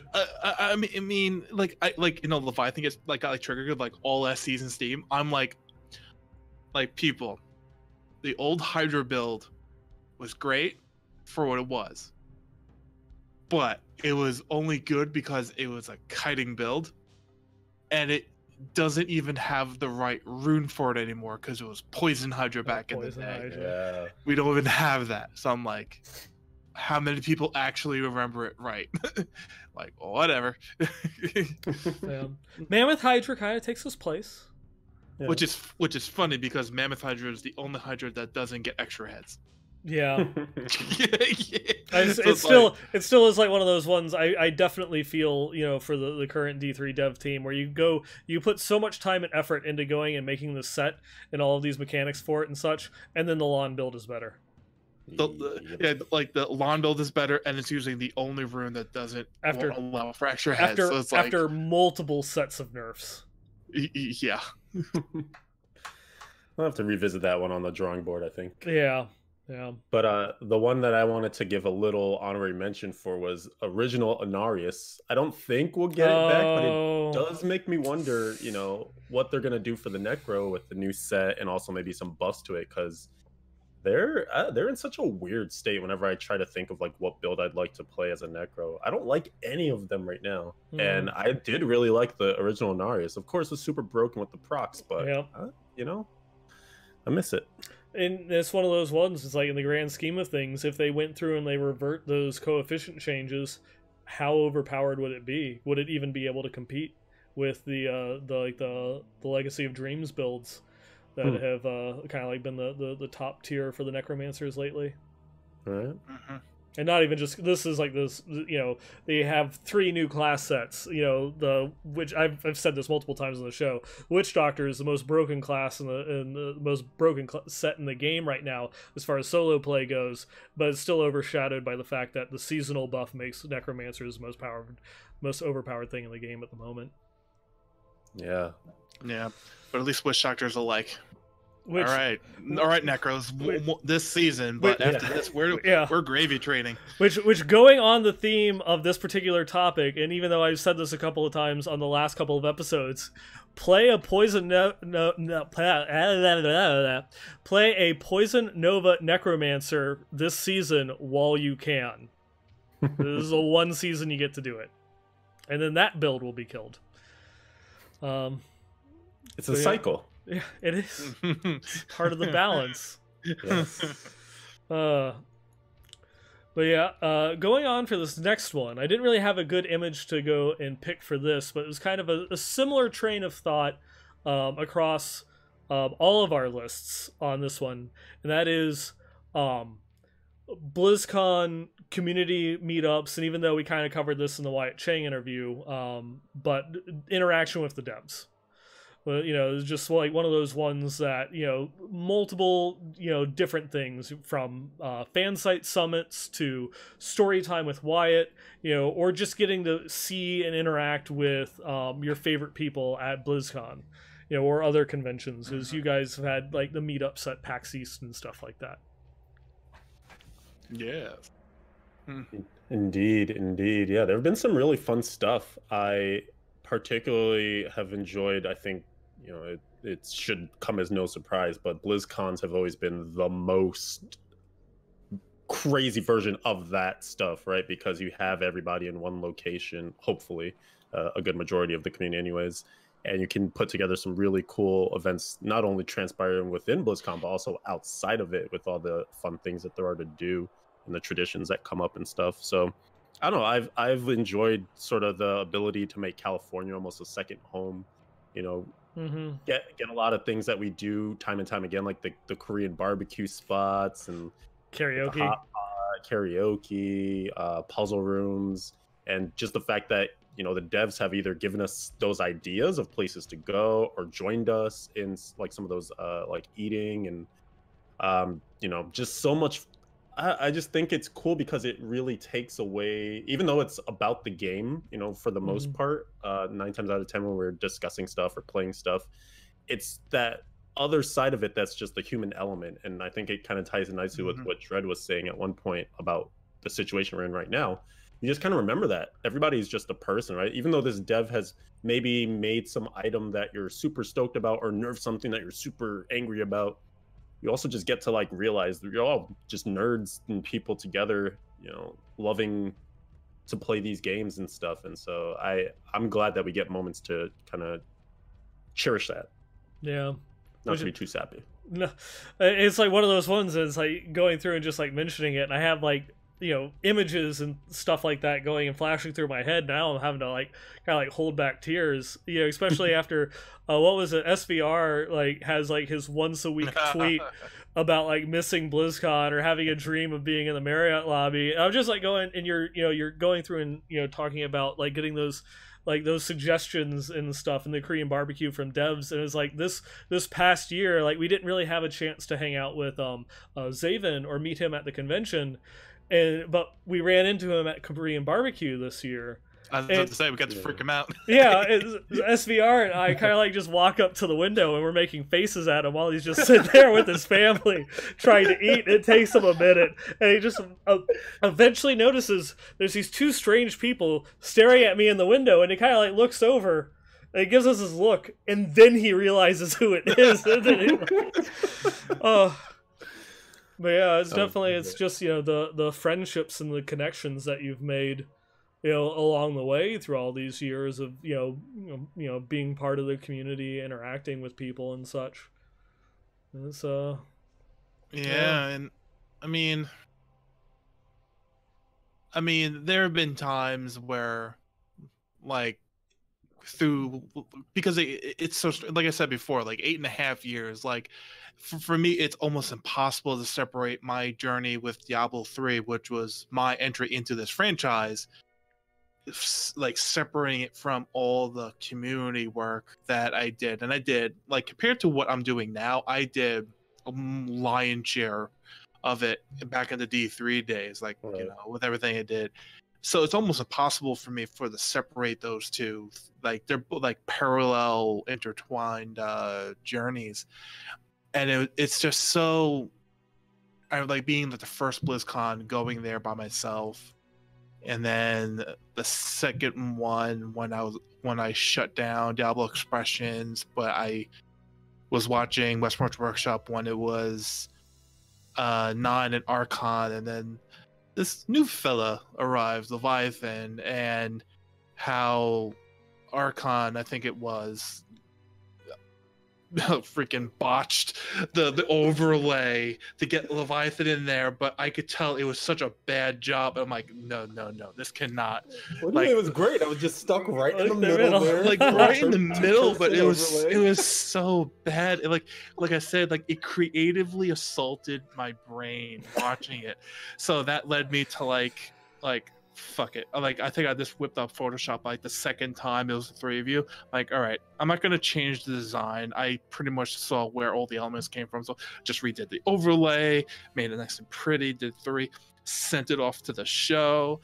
And then Leviathan name dropped me to JR. JR contacted me. That got me into Blizz Pro. That got me to meet Nine officially, along with Hot Streak and everyone in Double Group. Then eventually learning everybody else, and then from that, it was the two of you introduced me to Nolan. So it was the four of us that went to BlizzCon together for the first time, which was actually Leviathan's first time going to BlizzCon. Yeah. And then the time after that, we brought in Miss Cheetah. And then the time after that, Miss Cheetah didn't come, but Nolan still came, but Knight joined us. And then it grew, and then Nolan came. I don't know if SVR was at that time. He may have been. And then it just grew, and we brought in our own group, our own direct group when we went to BlizzCon. But I think more importantly, we all played a part in sometimes physically pulling people with us through the convention. No, you want to go here, you want to go to this panel, you want to do this. Oh, there's Wyatt Cheng. Hey, Wyatt, here, talk to this person. Getting Tim and Dean, especially, they're standout. Dragging them almost, because they're good guys, but they both can be a little shy. But it's no, fuck that shit. No, talk to Wyatt. Talk to this guy. Now I have to go through and find that image that Leviathan tweeted out. With the t-shirts. The t-shirts, yeah. But it's just how big the community has gotten, and how every year, regardless of who's there or not, that community picture that gets taken every year. The one last year was amazing. So many people. It was such a show of strength. That was the community. That was the streamers, the podcasters, the influencers, the real core that makes what makes this community the community, and everyone contributes in a positive way. It may expand. It may get a shit ton of more people that we just are gonna blow up, and we're just who is this person on Twitch one day when D4 comes out? But we're always gonna know who those core people are. We're always gonna know who Nine is, who Leviathan is, who Blood and Riker and Big Daddy Den, and so on and so forth down the list, because the community just knows how to support itself. And I think that was something that that kept me actually in the community business with Diablo 3, because I had left and stopped Diablo Expressions because I saw that, and even grind XP for a certain amount of time, because I saw the community was just tanking. Remember, that was when the only cool thing to do with Diablo 3 was to bash it with a 10-foot pole. Mm-hmm. If you weren't doing that, you got bashed. Yeah. But now I think all those people have fallen by the wayside, and the people who are truly being positive, looking forward, giving the feedback, be honest with their feedback, are thriving, and they have really good communities themselves. But the greater Diablo community, I think, has flourished, and that's something I can look upon as a viewer, as someone who was much more involved in the community work, and just be really happy that we've come around, and that we do all these awesome things that I think other bigger games with Blizzard just don't do, because they're either too big or it's too individual influencer based. Yeah, I think one of the kind of key takeaways from that is, like you said, the community sort of self-selects, and the cream, I guess, for lack of a better idiom or whatever, the cream rises to the top. I think we've always done a good job collectively of just trying to, I'll notice, for instance, if someone puts out a build guide and there's someone streaming, say Big Daddy Den streaming or something, someone asks a question and he doesn't have an answer, but a competitor, Riker or whoever, Blood, has created a guide or something, people will openly recommend, hey, go check this other person's stuff out because they might have the answer for you. And I just think that's really cool to see the growth of being able to share, because there are definitely some communities that almost law school-esque, where they tear each other down, they're ripping out pages so that you can't get access to them and stuff. And it makes me wonder, like you said, with D4 on the horizon, there's certainly going to be a huge influx of people into the community. Who knows what intentions they'll have, how much they'll want to mingle with the old guard versus just start from scratch and create some new stuff. Yeah, it does make me wonder too, to tie it back into the topic at hand.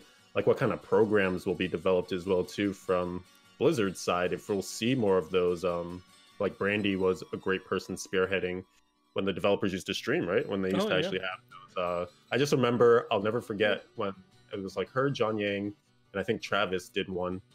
And they had that super giant treasure goblin that was part of like one of the charity auctions or something. I just remember always like wanting that damn treasure goblin. I don't even remember what like questions or things they talked about. I just remember that damn treasure goblin. Like, I want that so badly. But I hope we see, you know, continued things like that. And I guess this does go back to what Nine mentioned a couple topics ago, is whether the dev team themselves will be open to kind of being, you know, out on Front Street, because it does open them up to a lot of, you know, being sort of, for better or worse, the focal point of attention, right? Like, you will be the person that said XYZ, and did you deliver on that promise? Did you, you know, show that you were in tune with the community? Does it feel like now you're a person to be attacked and stuff? And, you know, it's going to come with a lot of, you know, all sides of good and bad criticism. PvP coming in patch 1.10. Jesus Christ. Maybe they meant patch 1.10 of D4. Oh, because PvP is supposed to be in that game at launch, though. Oh yeah. Maybe it'll launch as patch 1.10. Maybe it'll, for the memes. That's what they need to do to go and follow through with it. Is during the beta testing, patch 10 in the beta test has to be the part that introduces PvP. That would be hilarious. I need to submit that feedback, but I don't know who to send it to. That makes me sad. Don't remind me. like I know it's like tanging, but like that was like the little, like all those little things, like who's our point of contact? Who are we gonna contact for PTR stuff? Who are we gonna who are we gonna contact for like who is Wolf gonna be able to get stuff for Level with a Cause? Like all those stupid little things that either just happened or we were thankful, but you could say in quotes took for granted. Like shit. It's like and the only reason why it's somewhat relevant, it's like that Twitter post from Diablo today where it said like, "Hi demons." I'm like, is that like the new person taking over? Like trying to read into it way too much. Definitely trying to read into it, because the Twitter accounts have had a separate community management team for like, I think like almost 2 years or something like that. Right. So yeah. There goes my tinfoil hat. Yep. No, it has not been Brandy on the Twitter for a very long time. We'll put it that way. Yeah. I don't know about you guys, but my reply was creepy as fuck. Yeah, I saw that. Yeah. And I was kind of like, I hope my Twitter updates so I can scroll past this post. Right? What did I do? They know you like the black humor stuff, the scary stuff. I mean, that is true. I have, you know, my typical birthday greeting, so I earned that. That's for certain. That's right. Your karma coming around. Yep. But yeah, we left time at the end for like honorable mentions, but we've got one more event, which is kind of like the top memory. This one pulls a little bit from Dred's list, but pretty much was the top of mine, and I think that it was pretty high up on Leviathan's as well. Do either of you want to take a shot at it about what it might be? You're asking me to remember what I wrote. I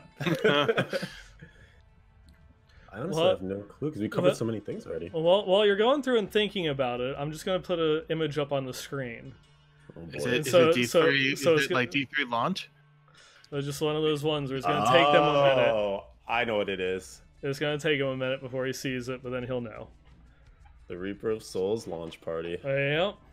Back before I had a beard. The dark times. Oh my goodness, who's this? Lovecraftian horror of you without a beard. Right? That's like one of those things. Like if you shave your beard, like you've been like invaded by aliens, like body snatchers, and we have every right to shoot you in the head.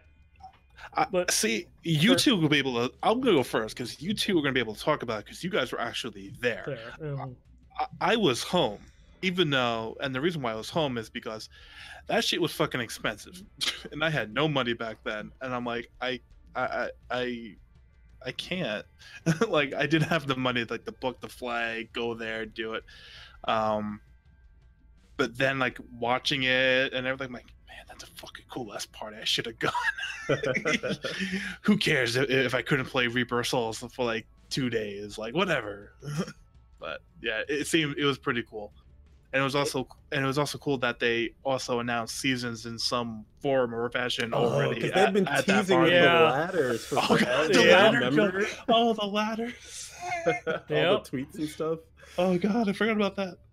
I will tell you that so that was really my first leaving home for a Blizzard thing ever. Because like you mentioned, I didn't go to a BlizzCon until much later.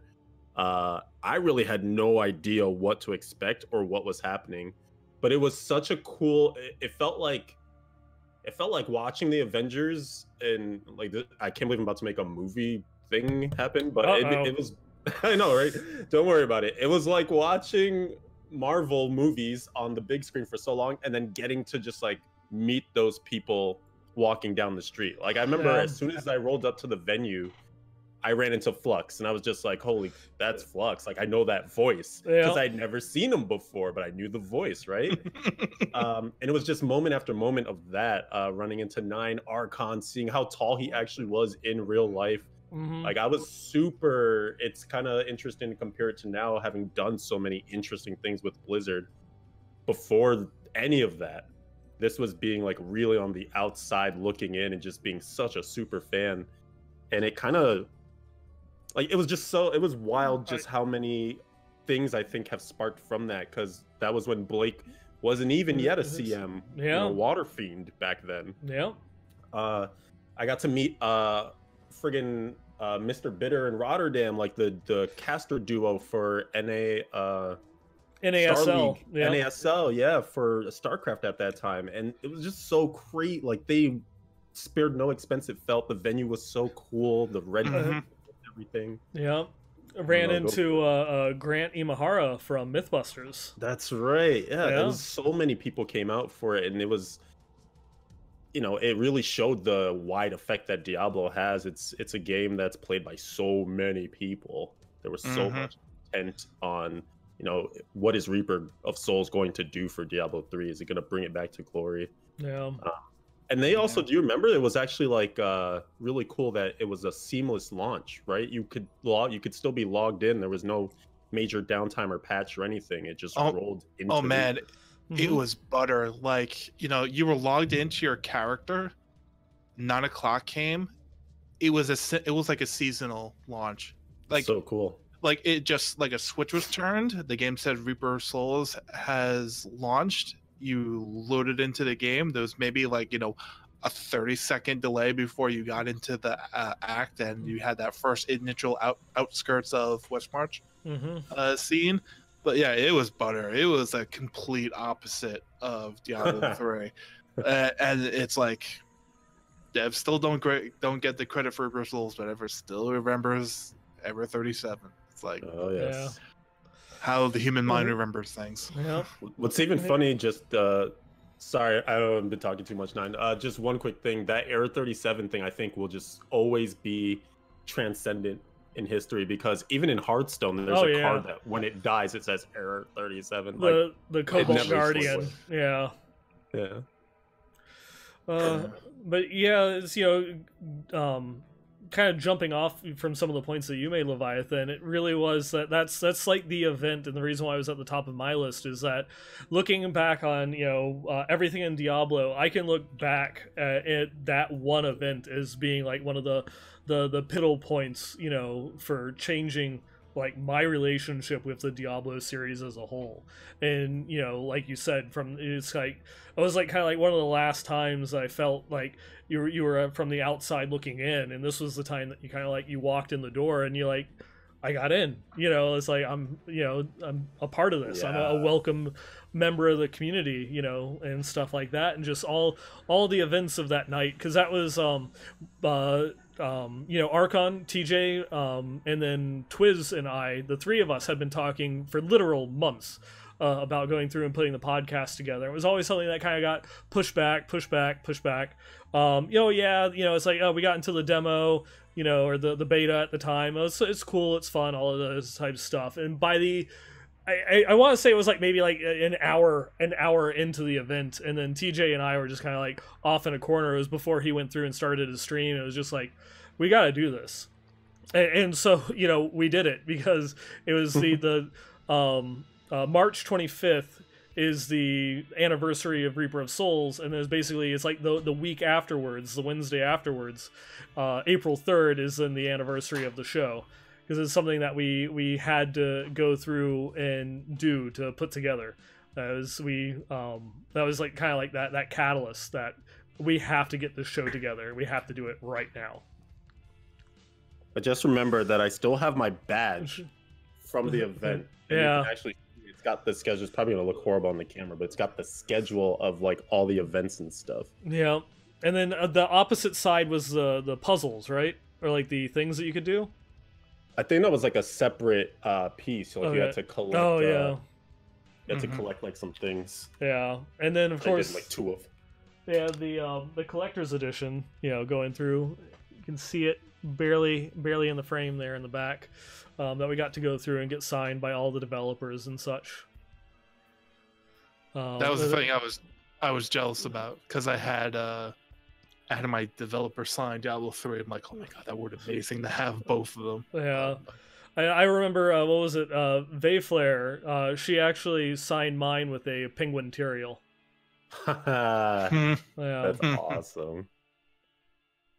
But yeah, and I also remember you going through and talking about the seamless transition that I saw in the photo that I had up on the screen there. Like it's in a church that's been converted into like a event hall, and everything was like themed red, all demonic and Diablo and such. But as soon as it hit midnight Pacific time, everything switched to blue. For the Reaper of Souls, and it was just like a kind of like a beautiful transitional period. And then we got to go through, and then after it actually launched, they had, we got to do the walkthrough and get everything signed. And then things were kind of closing down, at least for us, because afterwards it was becoming basically like a developer-only party, because that was their celebration of we launched the game. So, we get to celebrate, all the crunch and hard work that we did. Mm-hmm. And like that was we went back to the hotel. And there was a bunch of us. Leviathan, you were staying someplace else, right? Yeah, I was staying with Blake actually in Yeah. like this really cool like Japanese hotel. It was amazing. Yeah, I'm trying to remember. I think it was Monstrous, myself, Alex was there, Debauchery, Shaw of Happiness, Jh. Yeah, I'm trying to remember. I think there was like 1 or 2 other people that were in the hotel room with us. Like it was freaking packed. Like there was a bunch of us like in that one room to just try and get together and have it as cheap as possible. It was like, Dread was mentioning. That was expensive, and it was kind of like a last minute thing. They only gave us like a 2 weeks heads up or something like that. It's like, you're invited, but you have to pay for your own hotel and flight. And so I landed like 4 o'clock in the afternoon and took a shuttle like to the hotel. People were already there and had checked in, and then we went straight to the venue. Then we got back from the venue at like 2 a.m. or something like that, and then woke up at like 6 or something. I think, Leviathan, you picked a couple of us up at the hotel and dropped us off at the airport. And I had a rental car, I think. Yeah, it was like it's 6:30 a.m. or something like that, and then back on a flight in order to go and get home. In and out. Yeah. And then we didn't even get any in and out. Do you remember we were trying to actually drive? Oh, that's right. You picked us. That trip. You picked us up from the hotel or something like that, or maybe you picked us up from the airport. I'm trying to remember what it was. But we tried to go to In and Out, and there was like LA traffic, and we were stuck in traffic for like almost an hour and a half. It was so bad. And then we stopped at a McDonald's. Yep. We went to a McDonald's instead. Yeah, it was. Oh man, it was like the best. And then there was haven't had it. Yeah, you haven't? Nope. We gotta do that at BlizzCon like next time, because there's one I think that's within like walking distance. Oh, is there? Yeah, the convention center. Gotta add that to the list. Yeah. But like as soon as we got back to the hotel, Jake immediately like took out his laptop, got on the Wi-Fi, and started playing through it because he had to not just beat it, but once he got to Malthael, he's kicked it up to Torment 1 because they changed where set items only dropped on Torment.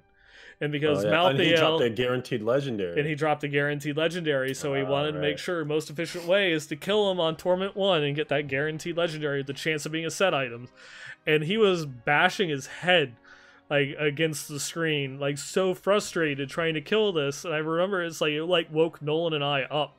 It was just like just like beat him on normal and then go back. It was like no, this is you have to be efficient while doing it.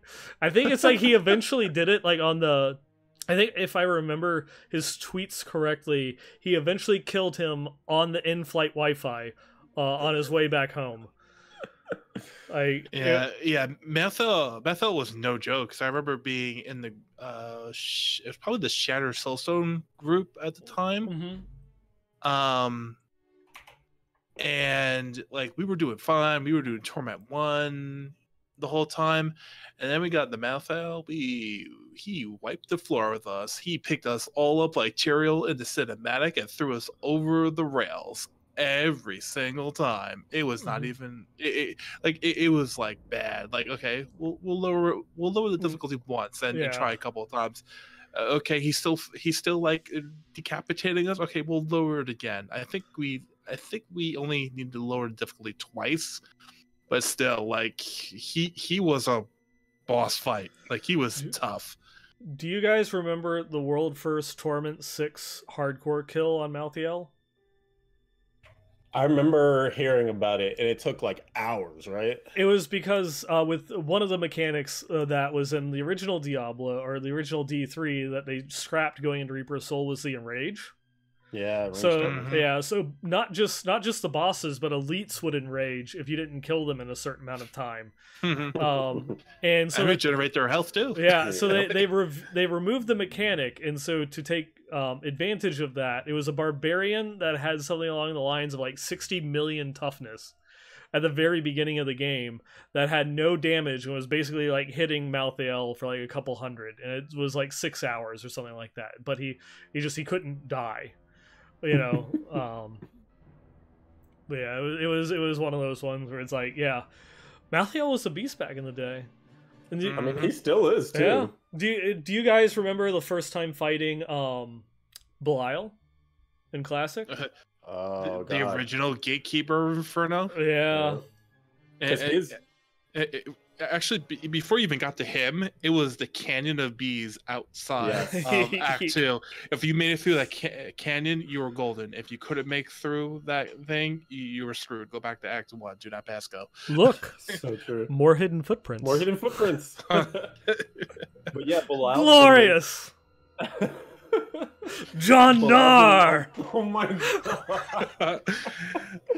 Okay, enough. Belial's Enrage was so crazy because he would just go into the ground with the green pools and he would not stop. Yep. Just like I lost a couple of my original hardcore characters to him. He was a big test for hardcore for sure. And like hell. Oh, back when there actually was difficulties, normal, nightmare, hell, inferno. Oh yeah, true. How are they going to do difficulties in Diablo 4?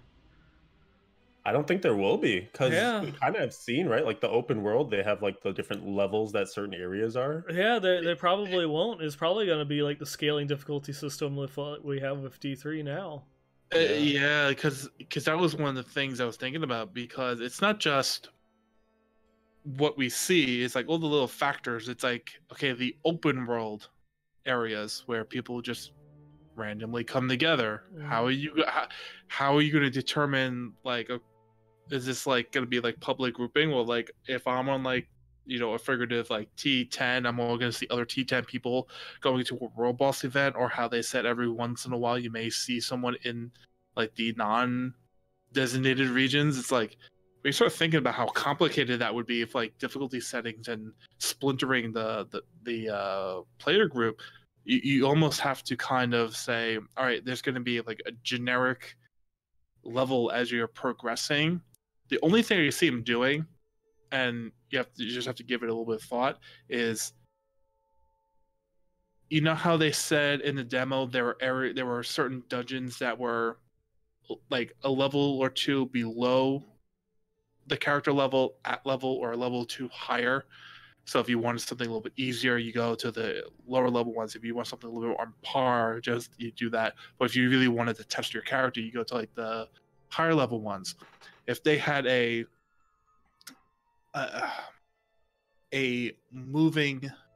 shifting scaler based on your character level, so that dungeon isn't actually level 25. It's always character level +2 or character level +3. So when you get to max level, you'll have certain areas that are, 37, 38, if 40 is the actual max level, or you'll have certain dungeons that are 42, 43. So you have that area. So for casual people who play maybe an hour a day, or maybe only get like 3 hours in during the week, they have those easier areas. If you have people who are like Leviathan, they can do the 43 max content at all times because they have the time or the knowledge or the ability to. So it can kind of satisfy those. But there's going to have to be some kind of scaler on top of that, like, for lack of a better term, a greater rift system within each individual endgame if they're not going to do overall scaler. And they've already shown that with the endgame dungeon system, as far as, tier 1 or 15 with the keys, however they're going to do it. Yeah, I think that's how they're going to handle it. In terms of the difficulty, is just going to be your key level. Right. Yeah, because it just boggles my mind. Like, how are they going to make like each individual character level versus the world boss area versus the town areas? Like, how are you going to intermingle all of that with independent difficulty scalers?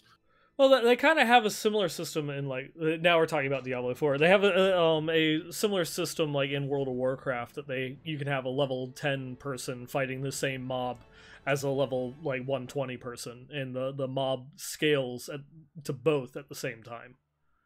Yeah. So there are some systems that they've developed for other games that could port over for that. But I really think that maybe thinking about in terms of the end game, if the end game really is these dungeons and such, maybe they don't even need a difficulty system. Like, why would you? That's kind of like how greater rifts are separated from your torment level completely. That maybe you will have like these outside zones that are specifically, hey, this is difficult stuff, in order to go through and get here. Or, you have to, you farm up these items to spawn a specific world boss that is, like a level 15 key, so that way, if you're not ready for this, you need not apply, type stuff. But it is interesting if they maybe difficulty is a thing of the past. Yeah, it would seem that way, and it seems like how, with the change that Reaper of Souls brought with it from D3, the traditional, normal Nightmare Hell, Inferno, to Reaper of Souls, switching over to the normal hard expert master torment system, how other action RPG games like PoE was kind of in a similar situation where you had to kind of play the act. I forget if it was like 2 or 3 times to get to quote unquote max level if you wanted to go that way. But how they added acts and they slimmed down so the level experience, you play through all the acts just once and you were pretty much where you needed to be, and how other ARPGs are essentially went that same way, that you only had to play pretty much once through and you were at where you needed to be. It just makes, I think, for a better user experience. It's like one of those things that, like, yeah, you remember it, you have maybe some good or bad memories of it, but you understand it's more maybe a relic of the past than a system to aspire to put in the future of any game. I guess go ahead. I was just gonna say the tide has definitely shifted on difficulty. I guess to kind of go through and wrap things up, we have gone a little bit long, but I think that there's still at least enough time that if there's one particular thing, you know, from your list, or even not necessarily from your list, if a memory has been triggered, you know, through our conversations and such, is there any one last little shout out that you guys want to give as far as a so that you can look back on, you know, for the past, you know, 6 years of Reaper of Souls and coming up on the past 8 years of Diablo 3. Leviathan, you want to start?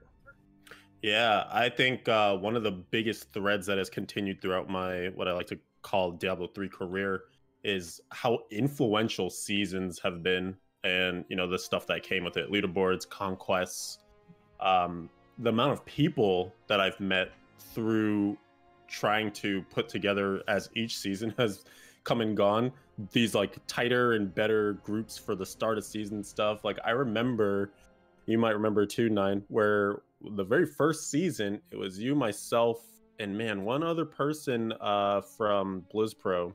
We only had 3 people to start out our season, and you know, just hearing about all these crazy things people were doing to level with like the no-kill chests and like all these things. Yeah. And, you know, I remember both of us were really excited about Conquest originally, and they had some really wacky ones to start out. And, you know, seasons found their footing. We got things like the seasonal journey and stuff along the way.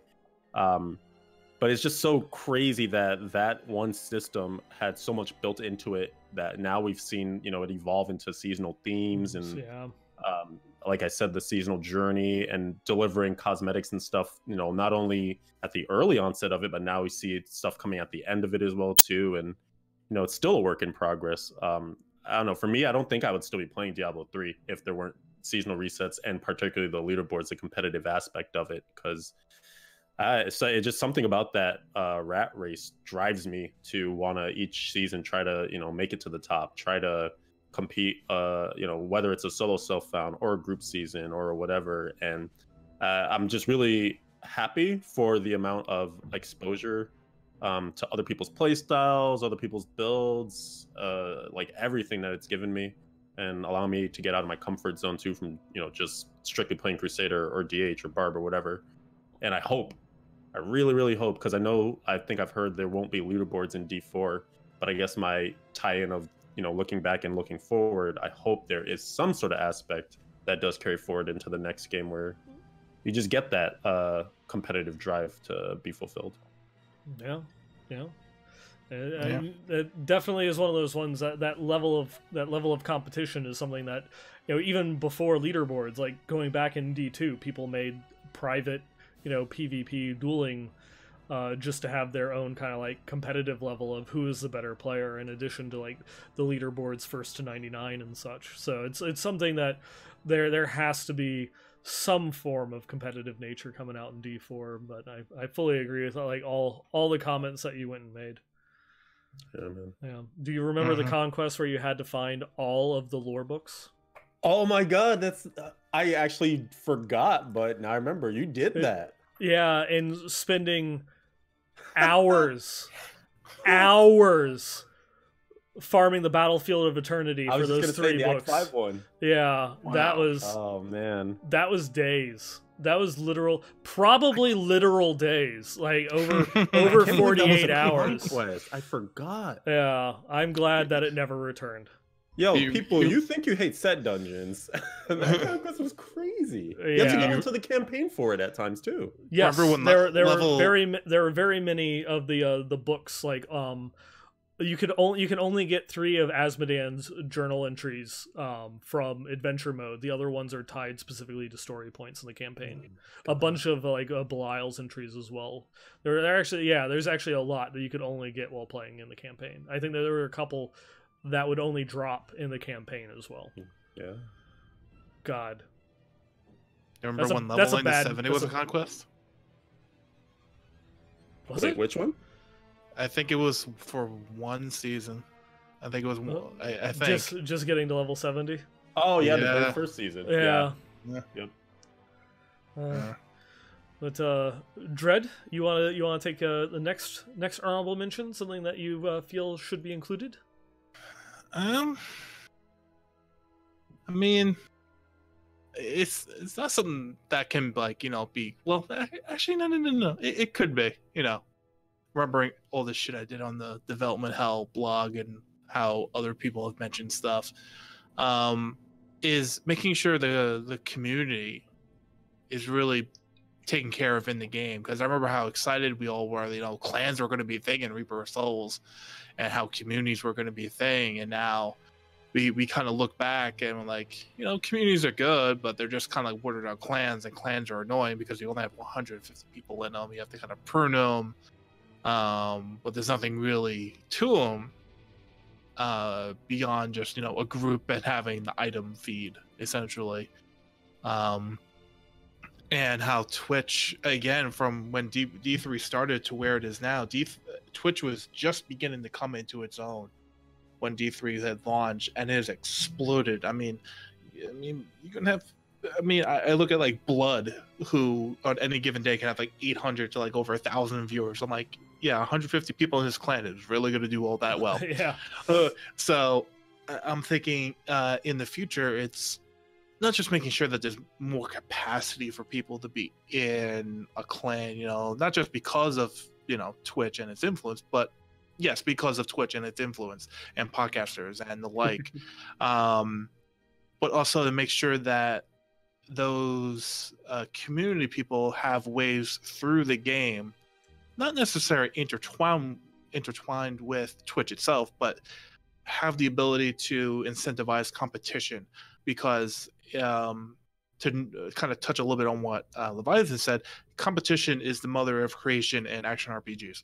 If there's a competition, a credible competition that is monitored for fairness in the competition, wink, wink, it inspires people to look more closely at the items, to look more closely at the classes, the builds, the skills, and try to come up with something that may have not normally been thought of because there was no real reason for it. But if there's a catalyst, that usually fosters that theory crafting nature that I hope SVR can just lose hours and days and weeks doing in the future. But backtracking to the community, it's making sure clans are big, making sure that everything they stated as far as like a clan, I think they said like a clan banner, a clan vault, which that's as much as they said, and they said clan activities in quotations. We know nothing more, nothing less. It was just like a half line statement.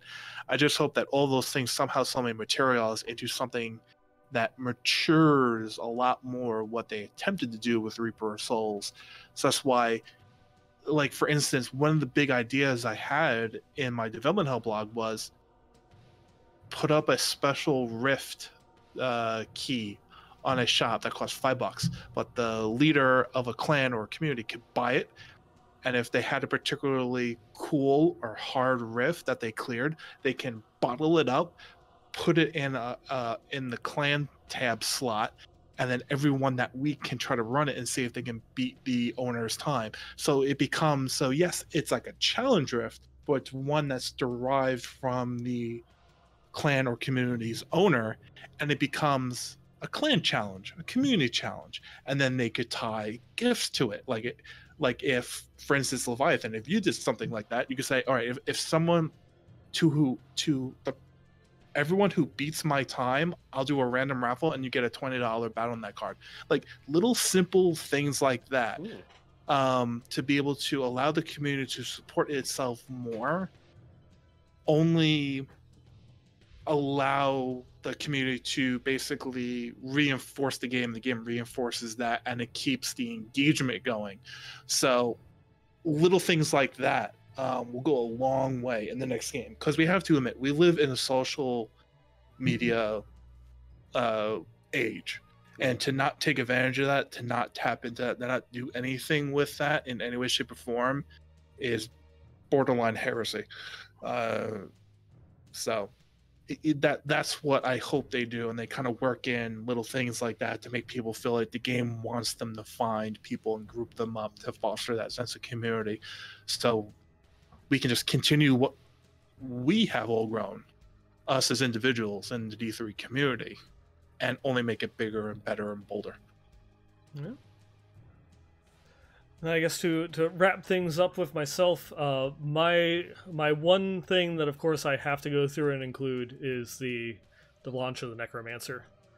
Actually going through and be able to play the Necromancer, you know, it raises the undead things that are so near, dear, and close to my heart. So I'm definitely thankful. It was one of my fonder memories on that one. Not just, of course, like the seeing him released, you know, at or announced at the BlizzCon, and then I think that was like one of the only like fan site summits post launch of the game that they had was the Necromancer summit, where we got to go through, play, and like give feedback and have kind of like direct talks and such with the developers about it, and you know how much they hyped up Revive.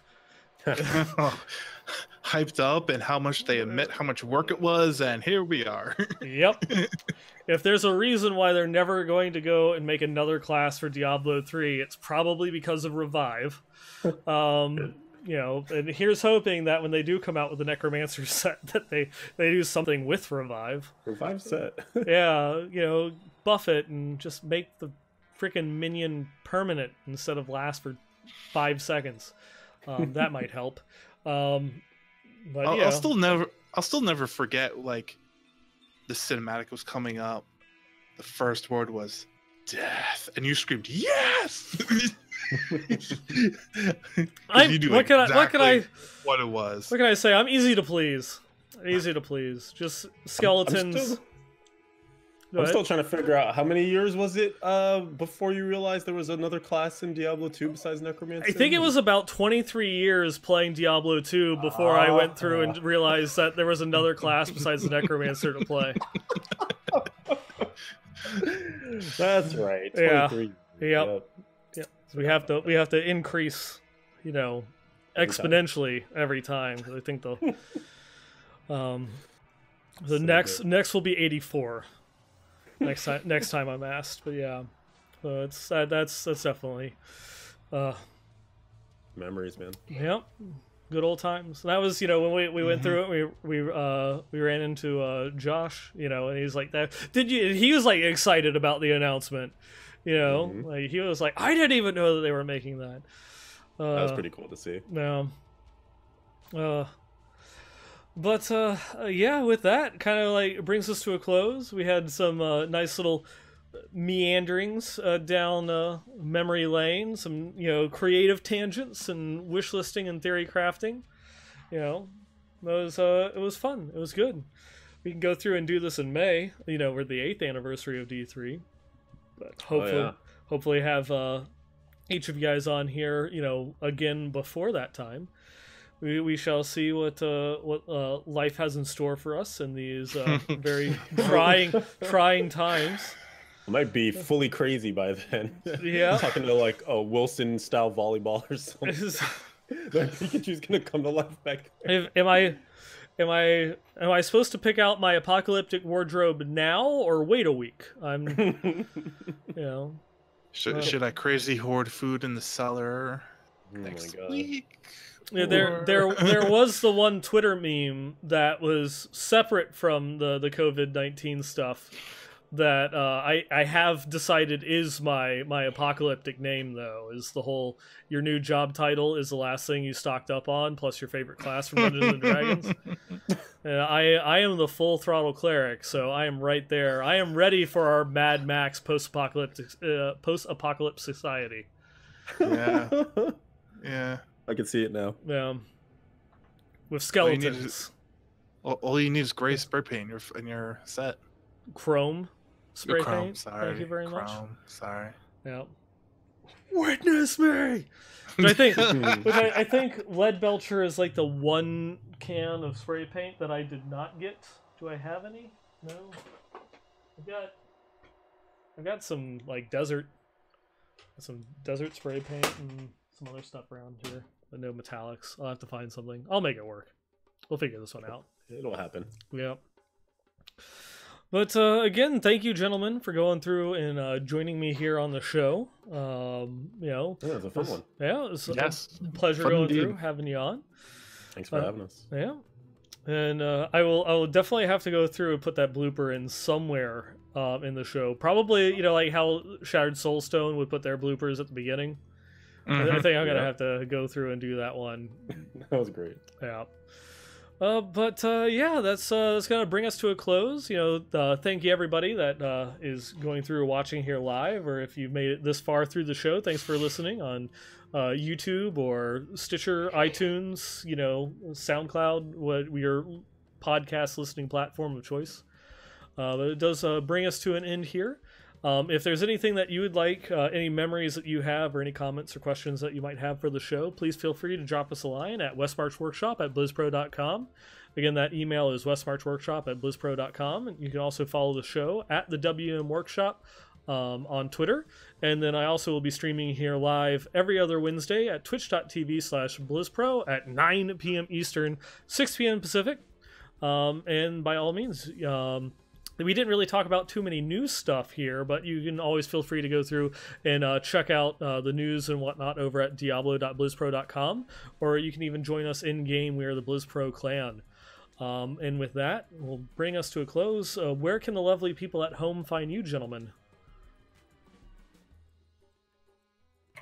They can't. No, just kidding. Apparently not. That's it. Okay, show's over.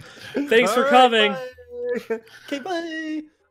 You can always find me now these days streaming pretty regularly on twitch.tv/Leviathan111.